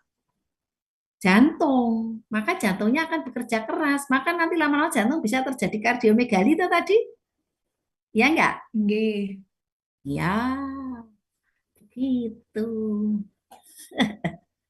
Itu loh kaitannya. Kalau kita tahu patofisiologinya, tahu pathway-nya, VOC-nya itu seperti itu.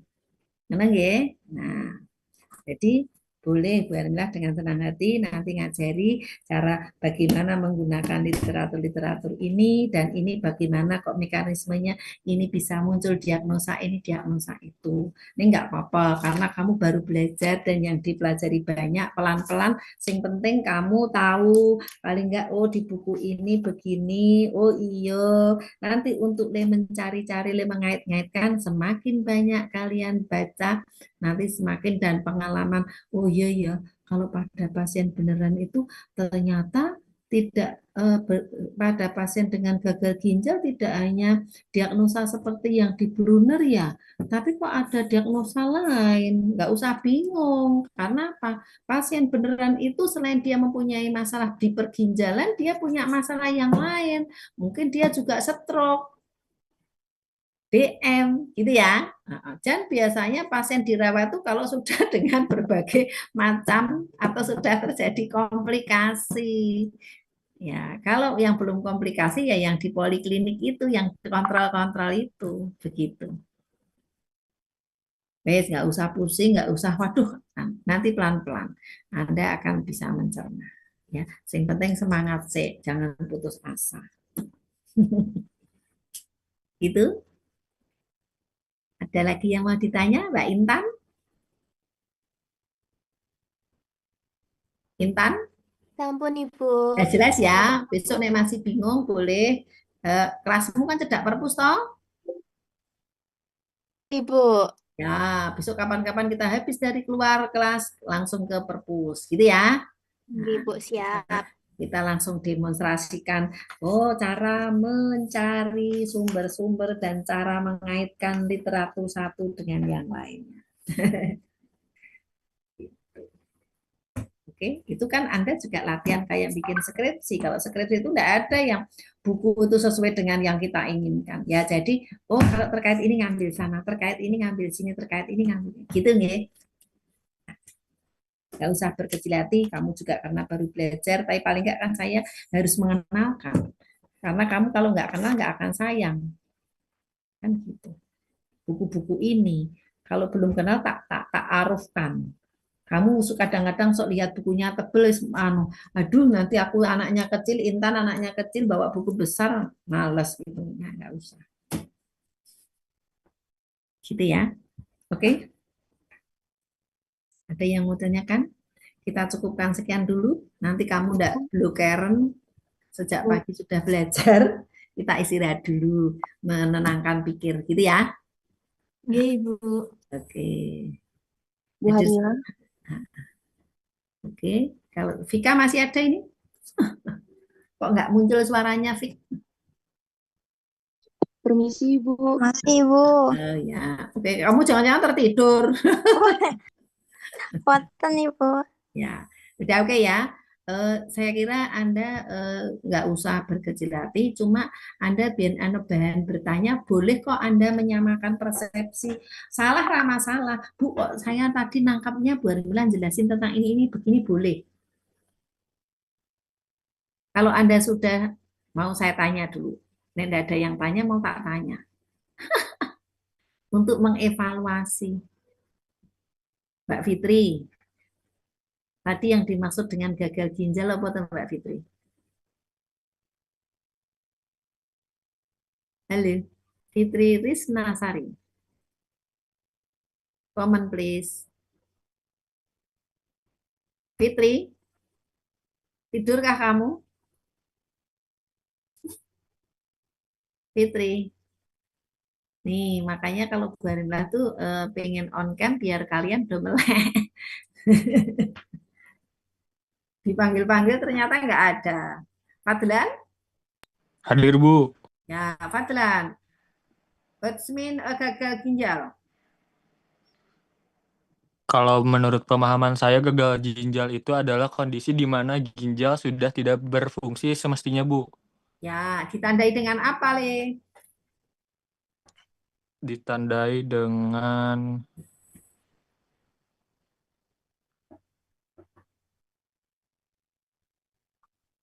eh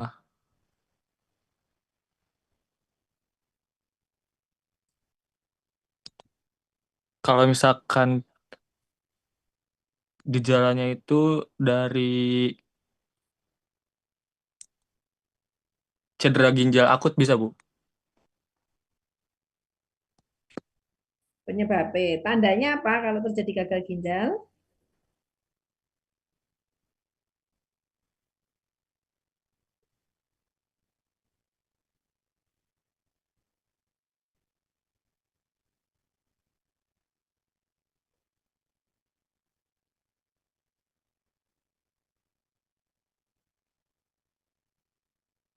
Tandanya ada kelelahan, Bu. Apa? Penurunan urin dan Wes, tekanan darah wes. tinggi. Terjadi penurunan urin, terus apa lagi? Pembengkakan pada kaki. Sampai meneh. Itu saja, Bu. Yang lain siapa nambahkan? Saya Ibu. Jadi karena si ginjal itu tadi tidak bisa menjalankan fungsinya dengan baik, yaitu salah satunya mensekresi eritropoetin, jadi eh, ada timbul warna kulitnya itu pucat karena kekurangan HB. Kemudian eh, metabolisme vitamin D itu terganggu sehingga tulangnya mudah keropos. Kemudian ada peningkatan kreatinin dan juga ureum. Hmm, apa lagi? Di urinnya itu terdapat protein.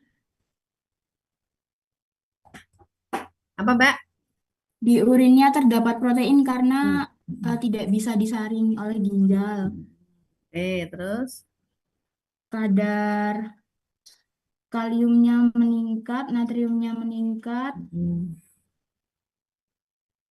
Itu sebabnya apa toh kok bisa terjadi gangguan ginjal tadi? Sebabnya apa penyebabnya? Bisa karena efek jangka panjang dari BPH, Hmm.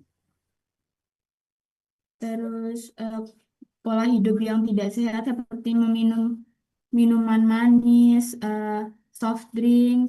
Nek eh, manis itu nanti nek manis terutama manis buatan ya. Tapi kalau manis nanti cenderungnya ke DM. Tapi kalau pakai pemanis buatannya itulah yang sok sulit untuk dinetralisir oleh ginjal ya.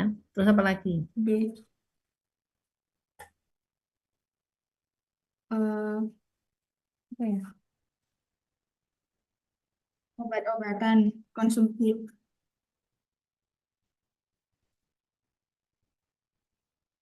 Siapa lagi saya ngomong? Siapa saya ngomong? Yo. Siapa? Yang nambahkan tadi siapa? Mega Ibu. Oh ya, apa Mega?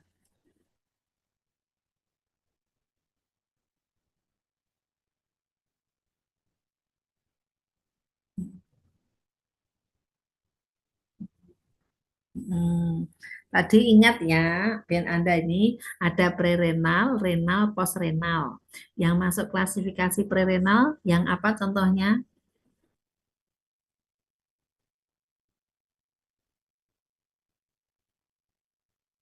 Perdarahan yang banyak, hebat, muntah, atau pengeluaran cairan yang berlebih, entah diare, entah muntah, kan begitu tadi, ya kan?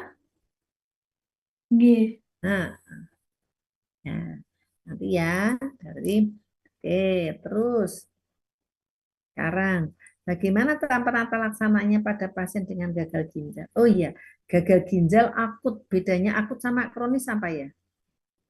Kalau akut itu masih reversibel, Mm-mm. jadi masih bisa eh, kembali ke posisi awal jika ditangani dengan segera. Kalau kronis itu sudah berlanjut sehingga kerusakannya itu Eh, bersifat coba irreversibel. sekarang Anda on cam. Saya main kenal mana yang Sagita kenal aku sih nggak kacamata aku.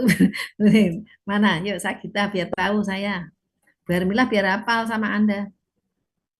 Ya Hei Ibu, Mbak Sagita. sebentar saya coba on cam gitu. Sagita mana? Mega mana? Pakai mukena ya boleh kalau kamu pakai kerudung.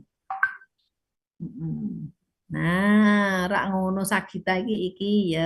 Oke. Oke. Dah, oke. Yuk jawab Sagita lanjutkan. Yang tadi kronis dan Mm-mm. juga akut gitu Ibu. Mm-mm. Jadi Mm-mm. kalau gagal ginjal akut itu biasanya bersifat reversibel atau masih bisa kembali ke posisi semula tergantung jika eh, muncul tanda-tanda langsung ditangani dengan segera. Kemudian gagal ginjal kronis itu jika gagal ginjal tersebut sudah berkelanjutan sehingga sifatnya itu irreversibel atau tidak bisa dikembalikan lagi. Seperti itu, Ibu. Dan dilihat dari segi waktunya.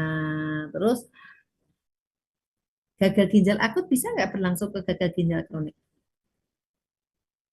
Bisa, Ibu. Hmm. Ya, kalau tidak ditangani, tidak tertangani penyebabnya bisa berlanjut ke kronik ya. Sehingga dia harus cuci darah yang terus-menerus.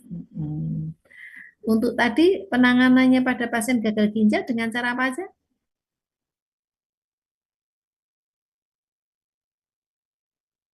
Hmm, hmm, hmm, Tahu CAPD apa singkatannya? Ya.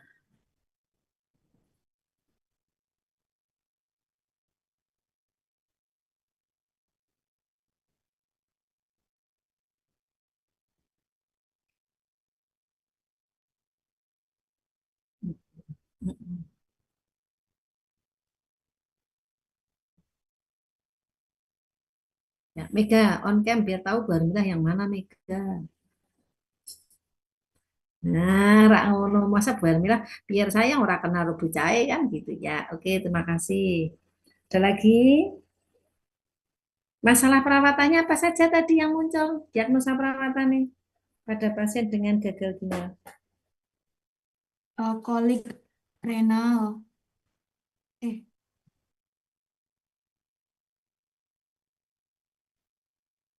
Apa?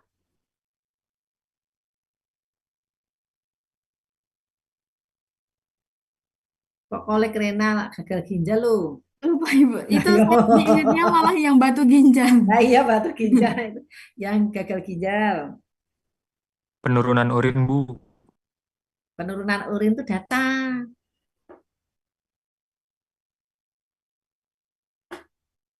Apa?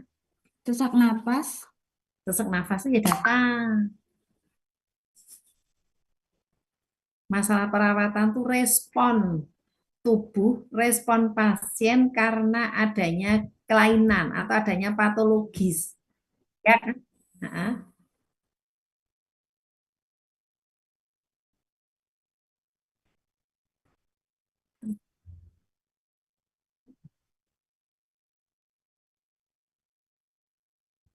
Itu data Cahayu. Data kalau masalah perawatan, diagnosa perawatan. Masih ingat toh kamu definisi diagnosa perawatan? Masih Nah, nyeri akut. nah. Ini tadi gagal ginjal ada nyeri akut. Eh, Terus apa nih? Kurang pengetahuan. Nah, iki lho. Terus apa lagi?